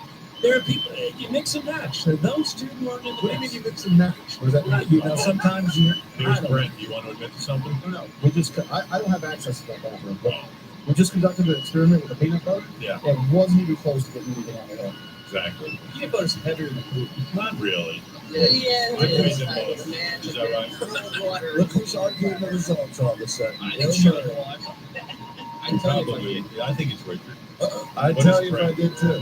One minor detail, there was a little spray on the seat, so the guys wanted me to say that. It does, that happens. That's A little right. spray on the seat Yes. from Wow. the toilet. Yeah. You know what? But it Try. wasn't peanut butter. All right. Try a banana. Okay. Okay. Banana looks like a shit, and it's probably about the same float. Take a half a banana, put it in there, see if it hits the wall. Robin, I'm trying to do science. You know, if someone went up to the guy who invented polio and said, "What are you going to do? Use mold?" You got to give me a chance. What? Mold and polio. Whatever. Screwing up everything. Yeah, mold. Why? Mold's not going to cure anything. Or is it penicillin? That was penicillin. Well, you know what I'm saying. All right, boys. Should I get What to about John Hine? How about him? Yeah, John Hine. No, I've never jerked off. I think it was a heavier So, have you ever jerked up to John Hine? Once. It's like CSI back there now. They got peanut butter and bananas. Got Ronnie was racing out. Crack scene investigators. The circus back here. You know, the level, the height that shit was probably is kind of level to where Heinz ass is. He's a tall guy. How does someone get shit on the wall?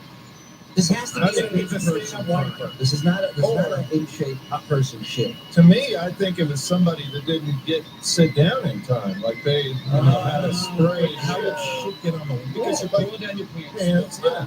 And they was And it's an hard. awfully tall in Yeah. It's coming out as you go down, which is one. Here's Brent. But it would have to be Same thing with the banana. Just a little bit of spray in the general vicinity. But the banana does not hit the wall. No, it went right down the toilet. It's not like a dry Our toilets can be like a salad. Gary, they flushed your lunch. What about little oatmeal or something? Maybe that, No, we tested enough. It doesn't spray that well. It's not that. I'm not going to launch 50 different things out of that. Hey, Fred, put your head in there. Was it the wall behind the toilet? Yes. Facing the toilet? Behind the Like above the toilet. Yeah, above the flusher. Right. JD, did you smell it? No. It's still still I washed my hands, but no, I don't think so. Because you could smell my ass and see if it matches up. No, yeah, okay. Hey, you know what? Sure. Smell my ass. No, that's okay. I'm good. Howard, if it's still in the garbage, could we DNA test it? Yes. Okay, let's do that. Oh, I'm up for that. Unless someone wants to come in and admit right now, I'm going to be on it. Yeah. And you can take a sample from my shit. Too. Okay. Yeah. All right. Well, shit in the cup, whatever you Well, need. can we get a sample? All right. All right. Follow us around with the cup today. All right. We'll see. Okay, we'll see. Aren't these scientists happy they spent all this time creating all these tests for us? Well, Lie detectors, DNA. testing people. Geo map this whole thing. Robin didn't poop in there yesterday. Yes, sir. She's amazing. I'm sorry. If she did, how about having some support? She's related. Robin was in there for 40 minutes. Come on. She got busier things. What time of the day was that at? She's busy woman. She's talked about pooping before. So she poops, so she's a poo on the wall. Oh, I know. But when I do it, it's a minute. Right. Hello? Is anyone in there? Hello? Hello, is anyone in there? Imagine 40 minutes. Excuse me, if anyone's in there, I need to go. I need to take a shit. Yeah, hello? Please answer the door. You're telling me someone was in there 40 minutes and no one saw her wake up. That's how. Well, it depends what time of day it was. If I Whoever had was in that, there obviously shit on the wall and then like freaking out. Maybe it was a big explosion, and that's the one part of the ship that they didn't clean up. Right. Bigger cleanup. That makes the most sense. I mean, you're looking, you're bright. Security. It could change too. Uh-oh, Ronnie, you want to admit something? No, I can tell you it happened after 2 o'clock. It happened after 2 o'clock. Yeah. All right, so that excludes Robin. She was gone. Post lunch. All right, 2 o'clock, I was gone. Yeah. I'll admit mine was around 3 something. How do you know, Ronnie, it happened around 2 o'clock? No, it's an after 2. How do you know? From the key cards? Yeah, but I can't disclose the key card. Right. No, I'm saying. Yes, but no. But you I know it that happened after 2 o'clock. okay, based on signs. Based on that, and that I know people that were in there before. I see. But how do you know they're not lying? Or that they didn't see it. What? It was me. I was in. Oh, you were in. Yes, it was in. It could have been me, but it wasn't. Did you shit? No, I didn't. I never shit there. Oh. If I have to shit, I go to 37 where it's quiet. Yeah. And I never shit unless it's a bad situation in my stomach. Right. Do we know what kind will shit?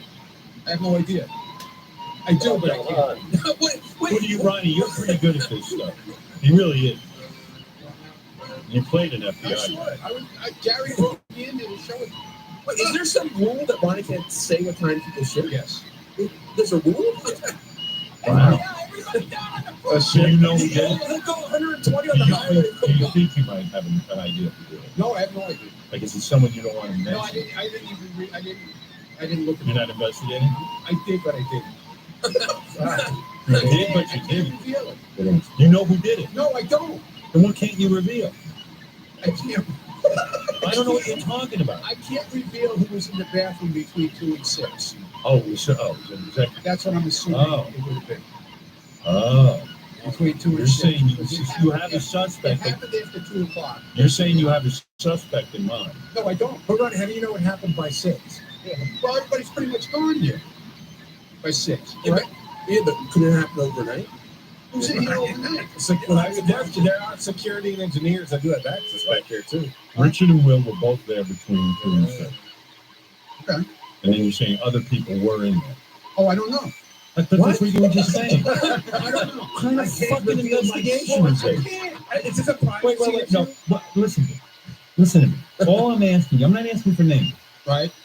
I know that Richard and Will were in there shitting between 2 and 6. You follow? Yeah. What did other people use the bathroom? I didn't look. But Do you know how many? Do you know a number? Then what do you know? I don't even know what you know. Why did you walk in? I can tell you that it happened between 2 and 6, probably. That's what I walked in. That's what you're telling me. That's all. That's all you know. That's all I'm telling you. That's all you're telling me? Is that all you know? That's all I'm. All right, get out of here. Don't put on your racing outfit. I'm You here to certainly reveal know. what I don't You know. know, yeah. This guy has no information. I did, but I didn't. They're confused. Yes, no. Give me a yes or no answer. Okay, yes or no. My guess is that Ronnie can't read down the list of people who use the bathroom without their permission. That would be Right. my guess. Understood. But my question was, how many names Yeah, were She there? didn't ask for a name. Right. Yeah. Yeah, I don't know I that. mean, how many Robin, people? this is what I deal with all day. Shitgate. Duty on the wall. Chicky too. I mean, how many times is it gonna happen? All right, I'm going to get to the bottom of this, Richard, and I am going to DNA test your poop.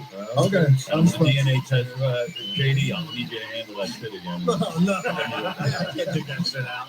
Just let me know a couple hours before you need my poop so I don't poop in the Just toilet. know we need it. It's in your Okay. pants. Yeah, but constantly. you're gonna trust Richard to give you his actual poop? No, we're gonna I'll do it right here. I don't care. shit in the box. I'll shit in Benji's hat. You can be my Benji, It needs to be. give Richard your hat. you can be my witness, Benji. Benji, you'll be in charge of making sure. I'll proctor. Watch. Let me take a break, and we'll be back right after these words.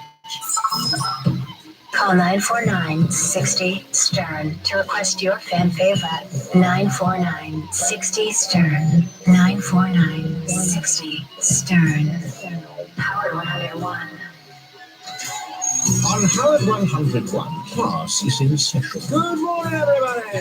Learn about what happened on this week's Stern Show with the Howard Stern Wrap-Up Show. Can I just tell you one strange story? And for a lesson in Howard history, study up on classic show moments with Sternthology.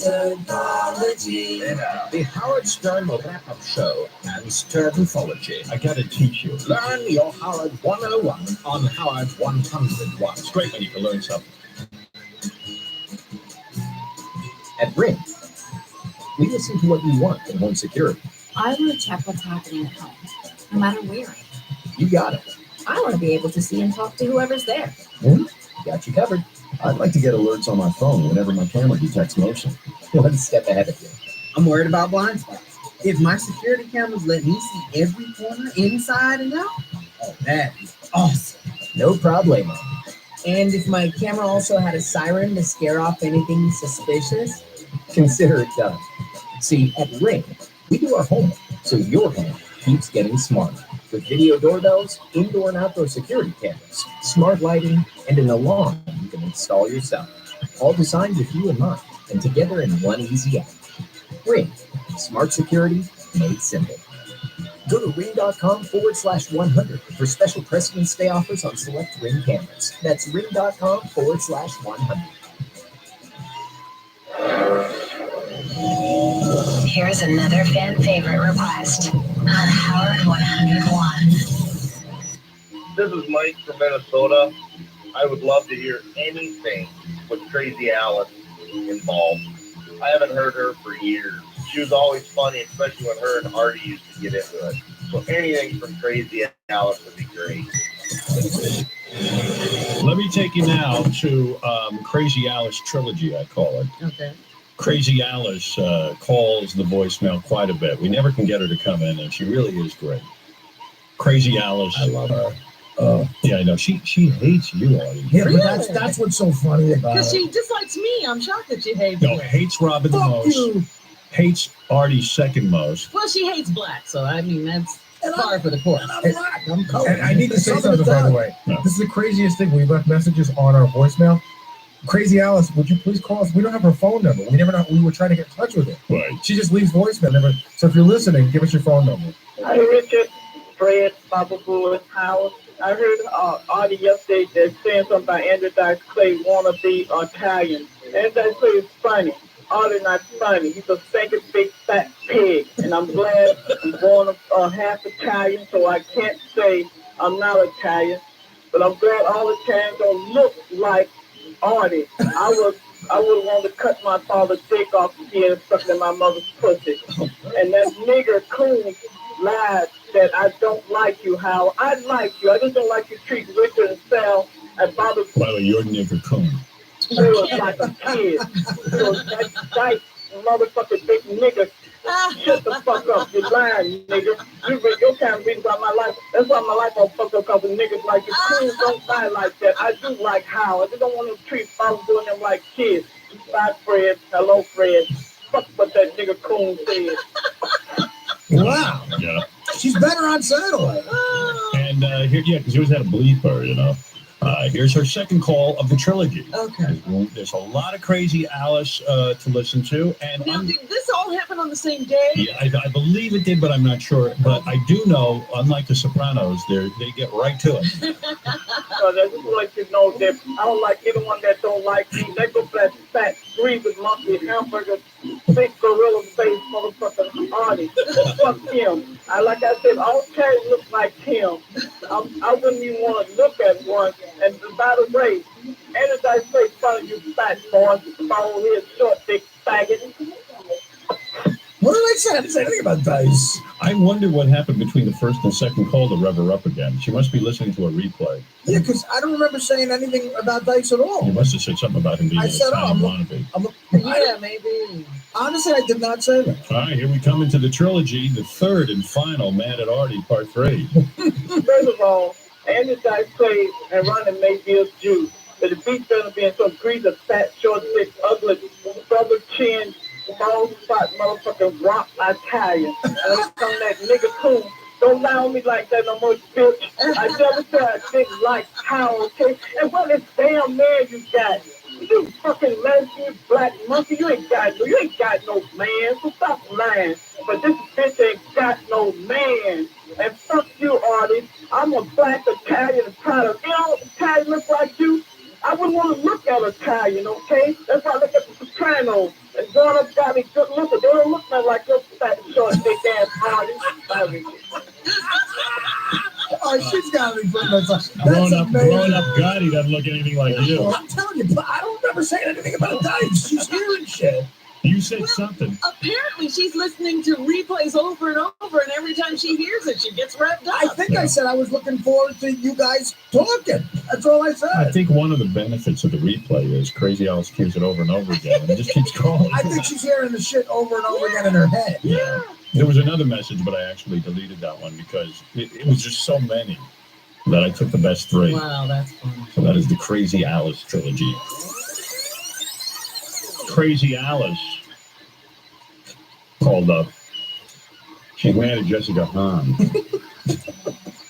And she's always mad at Artie and always mad at Rob. She doesn't like us too. What is it we did to her? I don't know. Oh, she hates you. I know. Well, I'm black. That's my sin. Yeah, well, I've never met Robin, her. that's okay.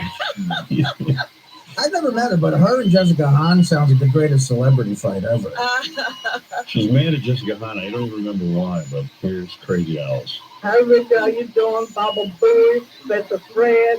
So I just gonna let you know I'm listening to a replay of your show, and I hear this Jessica Hahn or whatever this motherfucking bitch who's gonna fuck that priest back in the 80s. I don't really know names when I don't want to mention, but she's in a talking secretary Howard. Howard was an ordinary motherfucker on the street. She would give him a time a day, and I keep telling Howard, these bitches come on the stage just to get their shit promoted. They don't really like you. They like a good-looking guy like Brad Pitt or JFK Jr. So I just want to let you know, I just listen to this show, and I hate something around your church and fucking God. I feel that Satan is running this world, and that's why so much bad thing help me through all the cock-fucking niggas and types. So take care of yourself, have a good day, and I doesn't still say I hate homosexuals, I don't give a fuck what fags say. Bye, Richard. Take care of yourself. And fuck monkey face Robin, black ugly coon, and fuck a fat Artie. When they start blowing up balloon belly ass, looks like he's about ready to explode and tap the studio with his gut. See you in hell, Artie, and fat fucking nigga Robin. Yeah, I said nigga, 'cause I hate things. To respond for photos, Oh, that's funny. Crazy Alice calling in. To respond. Hello, Alice, please. Go ahead. Hi, this is Gary Blunt from the SiriusXM Computer Department. Alright. We'd like to protect your password by making it stronger. Can we grab a pen, please? Okay, I'm ready. Great. Write down the first letter of the password, which is A. Is it a capital, high key, or low key? It's in the middle. Okay, that's weird. Okay, I don't even know how to draw a Miller A, but I got to draw this. Okay, go ahead. And the next letter is B. Is it the capital or low key? It's upside down. Okay, how can you draw a B upside down? What you need to do is just turn your keyboard upside down and then press B. All right, upside down. Okay. And then the third part of the password is this. I don't know what that means. Well, listen closely. So, okay, the sound. Do you put that in the password or just mention it? You do both, Mrs. Angry Alice, but more importantly, can you read it back to me? That's close enough.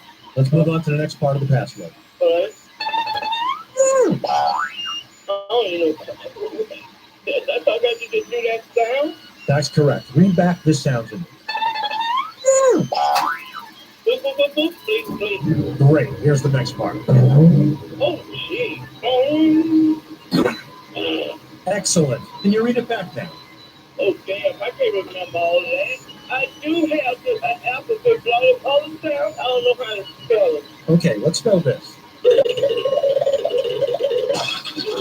Go ahead, please. What's the fucking problem? Why you have me make all this goddamn sound? What kind of shit is that? Well, we're all done, Mrs. Angry. Just read back the password and we'll be good to go. I'm not gonna read back nothing. You can get it out of your fucking asshole. Call 949-60-STERN to request your fan favorite. 949-60-STERN. 949-60-STERN. Howard 101. Random meeting IDs, endless video meetings with too many people, crappy audio and video quality, sketchy software with questionable security. The list goes on and on. It's a new year, and you deserve a better way to work and collaborate remotely. SignalWire is an innovative new video communication technology designed by expert telecommunication software developers who have worked remotely for over 15 years. SignalWire is a complete virtual office alternative that allows teams to collaborate as if they were all in the same location. SignalWire is built on the concept of always available video rooms. Users log into a simple web interface to see video previews of all the rooms in the office, and they can create, join, and transfer rooms with a click. No time limits and no janky meeting IDs required. And SignalWire is better quality and more secure than existing video tools. See for yourself at signalwire.com and use code 2021 for a free 30-day trial. Go to signalwire.com, that's signalwire.com, and use code 2021. Howard 101 presents. Today is Fan Appreciation Day. Another fan favorite. You're fantastic. Hey now, hello, this is Wayne from Yonkers. I'd like to hear the show from December 9th, 2015, where Wolfie went to an adult diaper lovers convention. I believe it was in the Philadelphia area. And anyhow, why I wouldn't hear it on ABPL adult diaper lovers. So I'd really like to hear that show. Thanks a lot, guys. Have a great day. Hey, how would I go, man? Wolfie did this thing. I'll turn you on to this. How'd you find out about the adult diaper convention? This was the most research I've ever done for an event. I had to go to all these like really creepy websites to finally find a convention. I went to the convention and they showed me around, but they wouldn't let me interview anyone. So then I took it another level and found like a social gathering that they have called a lunch, where all these people get together to just socialize. Yeah, from what I can tell from these clips, it's like these guys, I don't know why they want to get together with everyone. It's kind of an embarrassing fetish. I guess they're mostly homosexual. There were a lot of gay men there. Yeah, but not exclusively gay. No. There's some heterosexuals too, but it's hard to find a chick to be your mom in your diapers. It's a major turn off to women. Yeah, for sure. Robin, if like the guy said to you, look, my guy, he's a great guy, Wall Street guy, blah, blah, blah, and he says, look, I like to wear a diaper and soil it, and have you discipline me, you'd probably be turned off. I would discipline him. Oh, I bet you would. I bet you ripped his cock out of his socket. One of these guys was an executive at a major financial firm. Really? Oh, yeah, disturbing. So, you go to these conventions, and it's a lot of guys, and it sounded like Wolfie found mostly gay dudes there, and what they're into is they want to find a guy who will be their daddy, and they want to shit and piss in their diapers. Oh, and have somebody clean them up? Clean them up, or powder them, or make them stay in their soiled diaper and spank them with a bad diaper. It's like a whole thing, and it's not, you think, look, maybe there's one guy like that. There's a ton of guys who are into this. There's apparently conventions that 3,000 people go to. How many people were where you were? The one that I went to was about 150, and this other one was, I don't know, maybe 30 people. That's amazing. And what is it, a hotel? Yeah, the first one was at a hotel. It's got to be a weird hotel. Man. Yeah, let's close that. Yeah, like a high-end hotel is not going to host a thing like this. I don't think it was the Four Seasons. Right. All right, here we go. Here's Wolfie talking to one guy. So you get a flavor of what's going on. What does ABDL stand for? Adult Baby Diaper Lover. And that's just, there's adult babies, or pretty much babies full time. You have to take care of them 24/7. We're at Diaper Lovers, and DL is comfortable. We got in there first. Call 949-60-STERN to request your fan favorite. 949-60-STERN. 949-60-STERN. Howard 101. Random meeting IDs. Endless video meetings with too many people. Crappy audio and video quality. Sketchy software with questionable security. The list goes on and on. It's a new year, and you deserve a better way to work and collaborate remotely. SignalWire is an innovative news video communication technology designed by expert telecommunication software developers who have worked remotely for over 15 years. SignalWire is a complete virtual office alternative that allows teams to collaborate as if they were all in the same location. SignalWire is built on the concept of always available video rooms. Users log into a simple web interface to see video previews of all the rooms in the office, and they can create, join, and transfer rooms with a click. No time limits and no janky meeting IDs required. And SignalWire is better quality and more secure than existing video tools. See for yourself at signalwire.com and use code 2021 for a free 30-day trial. Go to signalwire.com. That's signalwire.com and use code 2021. Here's another fan favorite request on Howard 101. Hey now, this is Ben from Mark. I would love to hear anything Richard Simmons, and the magic between Howard and Richard when in the studio or even when the boys are using the drop, it always gets me really going. So it'd be great to hear something from Richard Simmons. Where are you, Richard? I'm looking at that article that Leonard wrote on us. Yeah. From the Journal newspapers in Washington. And those pictures look pretty good of us. We look pretty, we look pretty handsome. How did that happen? Yeah, I mean, we look pretty nice. Excuse me, sir, we're on the air. What the hell is wrong with him? This is a guy with a big tattoo and everything walking through the halls and just opening up the doors. This door. Keeps opening it. Making trips. I don't know what he's doing. He looked in once and decided, I'll look in again. Maybe he's not talking now. Jackie, go see who that guy is that he could be walking through the halls and just like opening the doors willy-nilly, like it's his right, like it's his America. Oh, you were going to give me the first article of the, first sentence of the article. You didn't understand. You're on the air, but just hold on a sec. Hello? Okay. A faded smell of incense hangs in the air. Now that, I read that and I said, what incense? Yeah, what is he talking about, Leonard? Hey, What? Jackie, what happened? What? What's the matter? You okay? What's wrong? I think you're a great guy. Hi. What's the matter? I'm sorry. It's Richard! Oh, man. Oh, this guy is too much.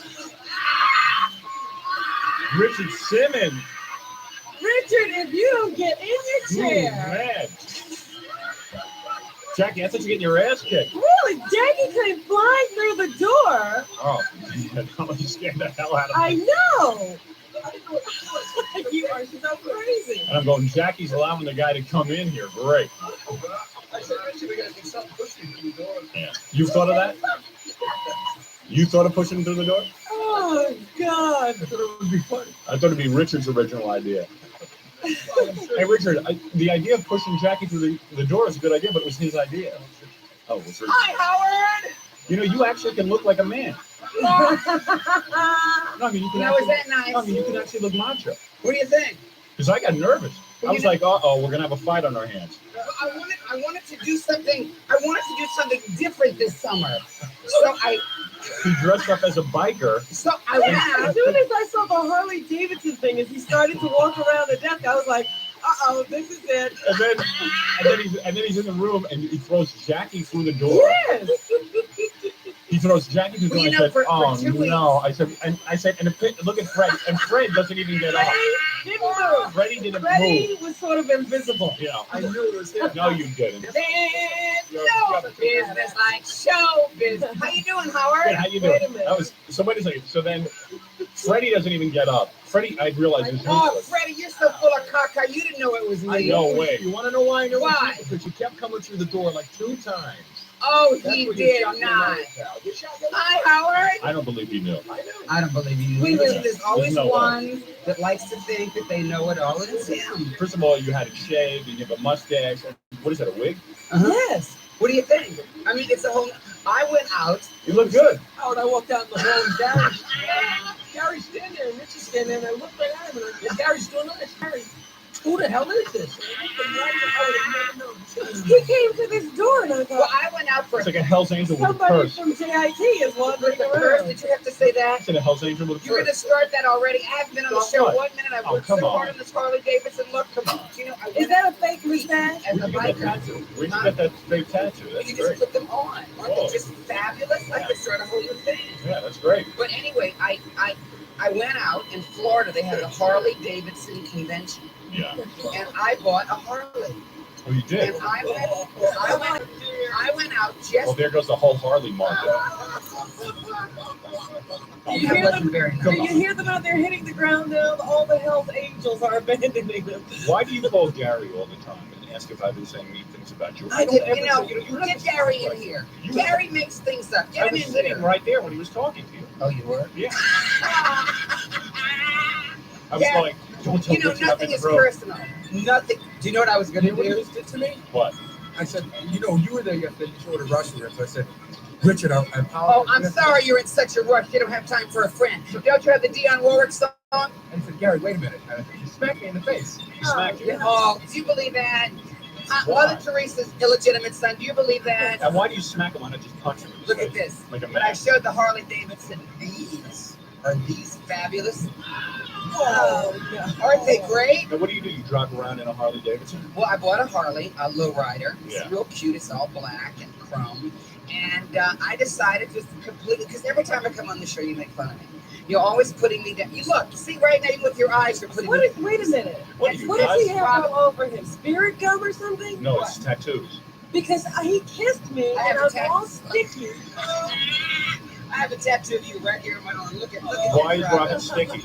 I'm all sticky. I got glue on Robin, my look. Richard, when's the last time you made a woman sticky? You just I- what? What are you talking No, about? he's going to start like that. No, you're not going anywhere. You want to promote the salad spray? I know Oh, you. you think You'll do anything to promote. you think I came here to talk about? I really came here because What's I the have salad spray not selling?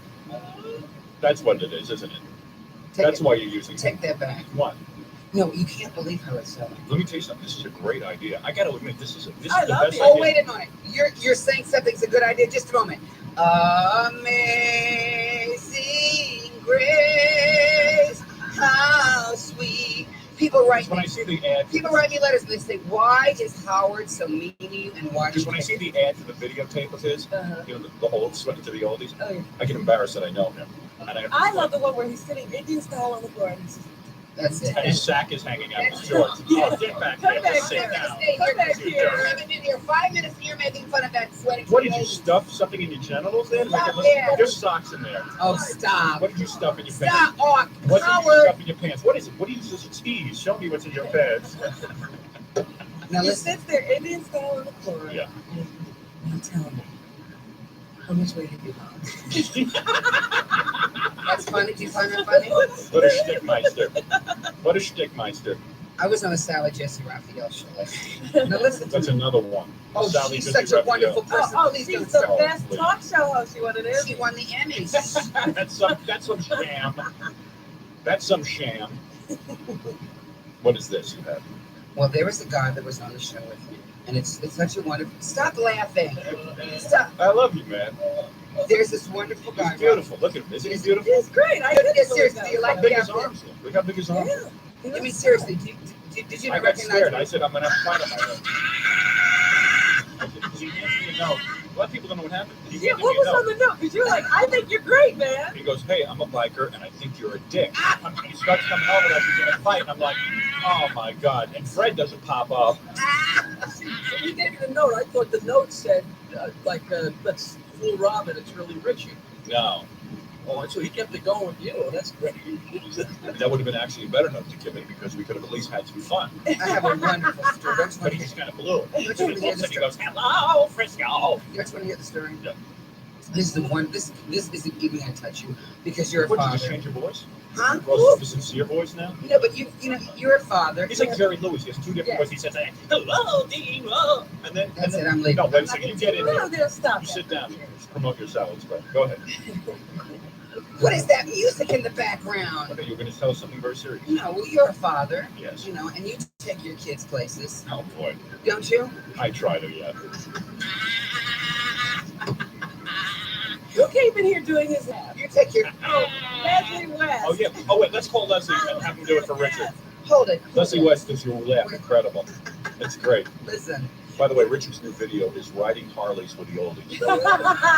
It's all people riding Harleys. Do you have a Harley? I would like to have them. I'm afraid I'll crack my head open. Do you have a Harley? Robin, do you have you been on one? No. Robin, do you have a Harley? No, wait. It's really fascinating. Fascinating. These Harley people are fascinating. They each have a different story to tell. Yes. So one of them gave me this jacket. Really? Uh-huh. But beautiful. Well, I did his wife's makeup first. But then he gave me the jacket. Anyway, let Leslie just do this for you. Oh, wait a minute. I got stories to tell. What an endorsement for Harley. He's always taking clothing from people. Huh? Leslie. Hi, is Leslie there? Where is Leslie? Leslie, this is Wheel of Fortune. No, it's Howard. And you have been chosen to be a contestant. It's Howard, Jennifer. He's what? All right, tell him to call Who's this? It's Leslie West's wife. Hi, Mrs. West. How are You you? know who Leslie West is? I am just doing wonderful. I'm here with my friends You know who Robin he is? and You know Howard. who he is? Yes. What is he? A gynecologist. No, who in is the he? Upper East Side. Who is he? Do you know who Leslie West is? A comedian. No. An actor. No. Listen, Alex, why don't you call back in 10 minutes? Okay. Did you have breakfast this morning? No, she's getting breakfast right now. Oh, yeah, Richard ought to get a hold of God, he's Leslie. getting donuts. Is he Leslie getting is a 300 to 400 pound guitarist from Mountain. Not that Now anymore. see, Howard. From Mountain. Remember the group Mountain, Mississippi Queen? You know what I mean? Yes. That's him? Yeah. Yes. And he's out getting breakfast? Breakfast. He's out eating a whale. Stop it, Howard. We'll call him back. Bye. It's so embarrassing he asked me if I know it with a wife. Isn't that terrible? That's how, that's a terrible. Well, you know, I don't know where you were in the 60s. Pardon me? Shopping? Yeah. Were you listening to music? Well, of course. And you don't know Leslie West? Here's what I listen to. Downtown, where all the lights are bright. Oh, God. I loved Petula Clark. You didn't look a little like her. That's who he's coming in as next time. Yeah, Petula Clark. Oh, I can't wait You for did that. not know this was me, did you? No, I had no idea. I said, oh, we got a cook Your on our mother hands. wouldn't recognize you. You look good. You look like a man for once. No, seriously. That's a manly man. Come on. Hold it a second. Sit You know, down. you look like a macho, dirty dirt biker kind of guy. Is that Robin? Yeah. Does that turn you on? No, I'm not into that. You know what? Because, I mean, He I had dress- me fooled until I looked down and he's wearing high heels with his Howard, that is not true. Look at those heels. And Those are 6-inch stilettos. You didn't try You the walk in those you things. didn't try the salad dressing, did you? You want to know something? Tell me the truth. Just a being yes honest. or a no. No, let me tell you the truth. Yes or no? Did you No, use let it? me Yes tell or you no? the Yes or truth. no? No, Yes let or me no? tell you Yes or no? What happened was we got 6 bottles in the mail of your new salad dressing. French, Italian, Roma cheese, Oriental, and Dijon vinaigrette. How do you get the cheese through the spray? Well, you know, it's all natural. There's no synthetics and no preservatives. And I made it like you make a fragrance. I use essence It's a of neat idea. garlic. It's a neat and idea. It's salad dressing in a spray bottle, 1 calorie a spray. But if you would look at most salad dressings, they have a lot of artificial preservatives. But you know they what I have was a lot of thinking? caca in them.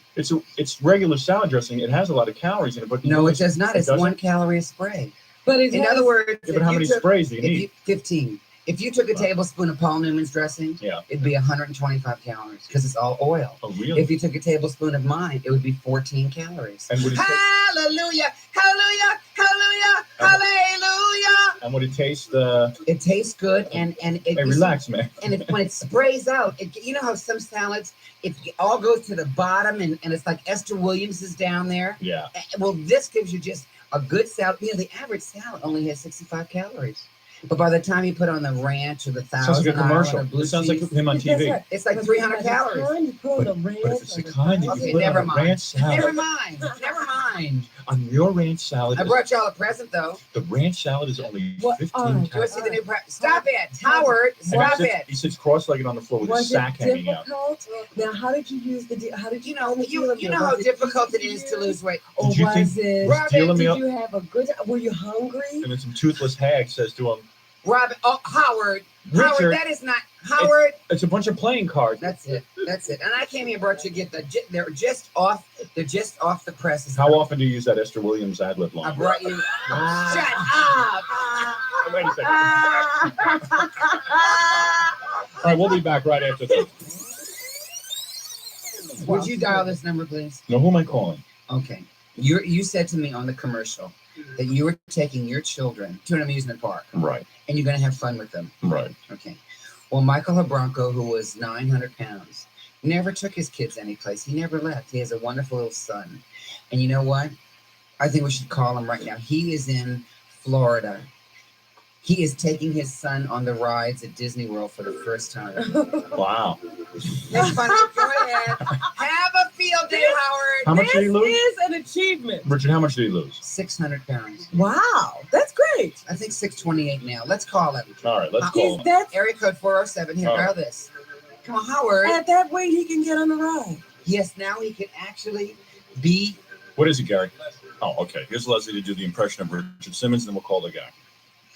Leslie. Hold on. Leslie, wait, there's a build-up to this. Leslie. Oh, God. Hi, good morning.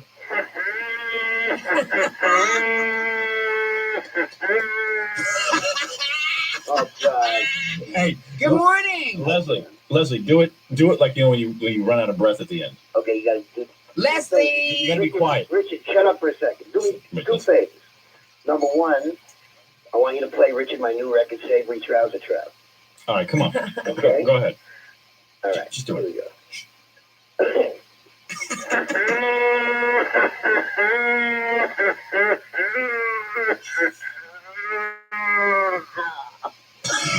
No, Leslie, do it like really run out of breath. What, you want to kill me? Yeah. Leslie. All right, one more. What did you go out to get for breakfast? God.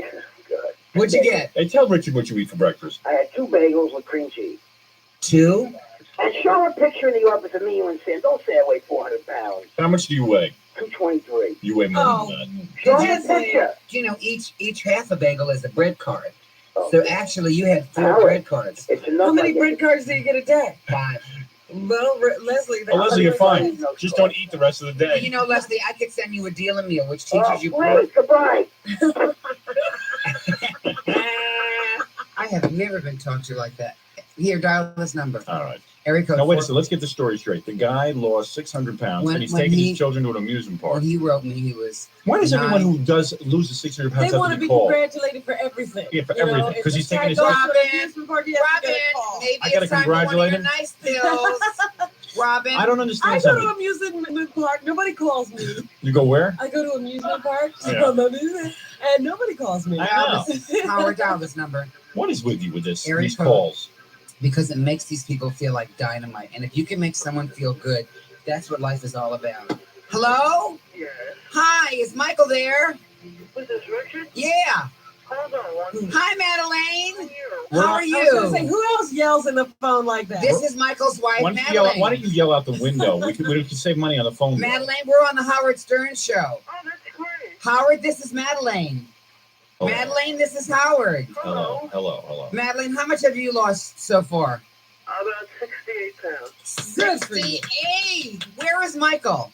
He's in the bathroom. Is he having a wonderful He's in the time? bathroom. Stop it, Howard. Stop it, If you Howard. All right. Madeline, is he having a wonderful time?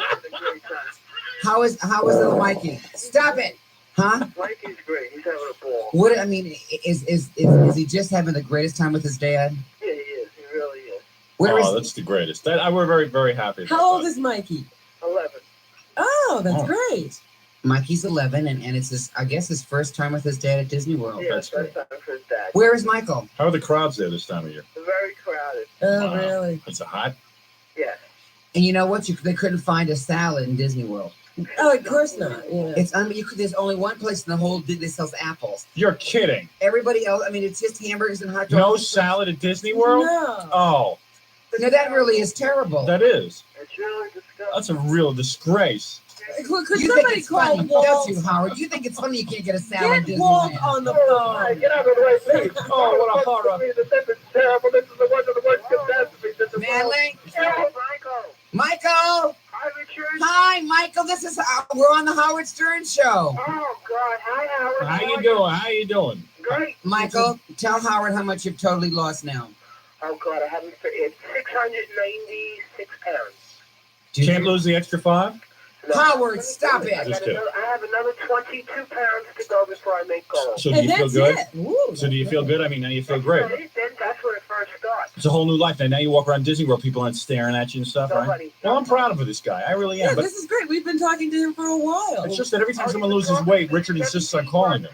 You've been talking to me 17 months already now. Yes. Matter of fact, Howard spoke to me just before I had my first operation in the hospital, and he told me that I have cheese under my neck. Did Howard say that? But didn't that inspire you to lose the weight? Oh, that was the whole See, I have my own way of inspiring people by making fun of them. They lose weight. You know, when we did the Sally Jesse show, we had Michael on his lost Sally Jesse show. That sentence is ridiculous. The Sally Jesse show. Those words should not be in the same And sentence. then we have Rosemary Carnamola, who's now lost 540 pounds. So what'd you get? Like one big commercial for you? You lost 100 and some 200 pounds. Almost. Yeah. Richard got like one big commercial. Well, you know what it was? We were talking about how important it is. I've lost 1,500 pounds.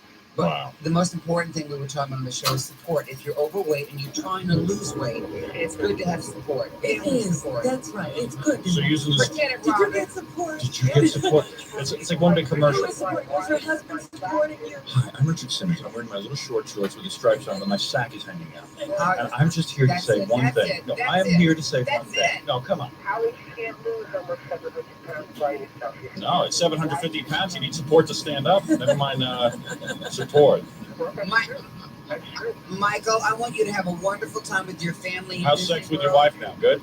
Richard, thank you. When I wrote Richard a letter, some page letter 18 months ago, I told him one of my dreams was what's so terrible about a father wants to bring his son to Disney World. And 2 days ago, I had my son at Disney World, and 2 of us were in Space Mountain. I want to say something serious now before Richard's upset with me. Richard is a great man. He is. I'm very proud of you, Richard. I am saying that Richard Simmons has done something wonderful here.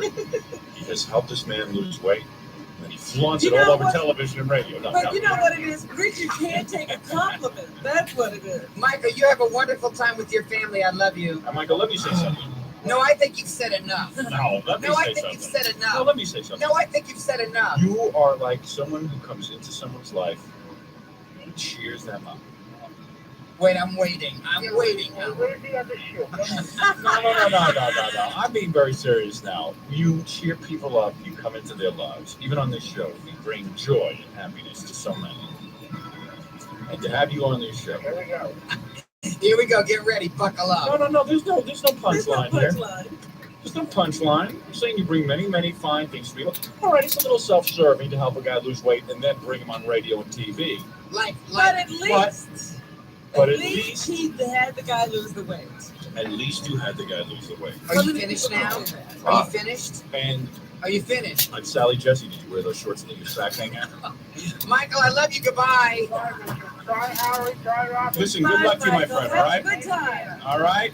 Now get out to Disney World and break those seats. Oh, Howard, stop it. So let me ask you a question. Howard, that wasn't nice. That's it. Oh, boy. I don't believe it. Richard! Hey, Richard, you better get back here now or else that's it. Hey, you left. He always walks out of here. You know, every time he comes on the show, he winds up walking out. Oh, that's a shit. Call 949-60 Stern to request your fan favorite. 949-60 Stern.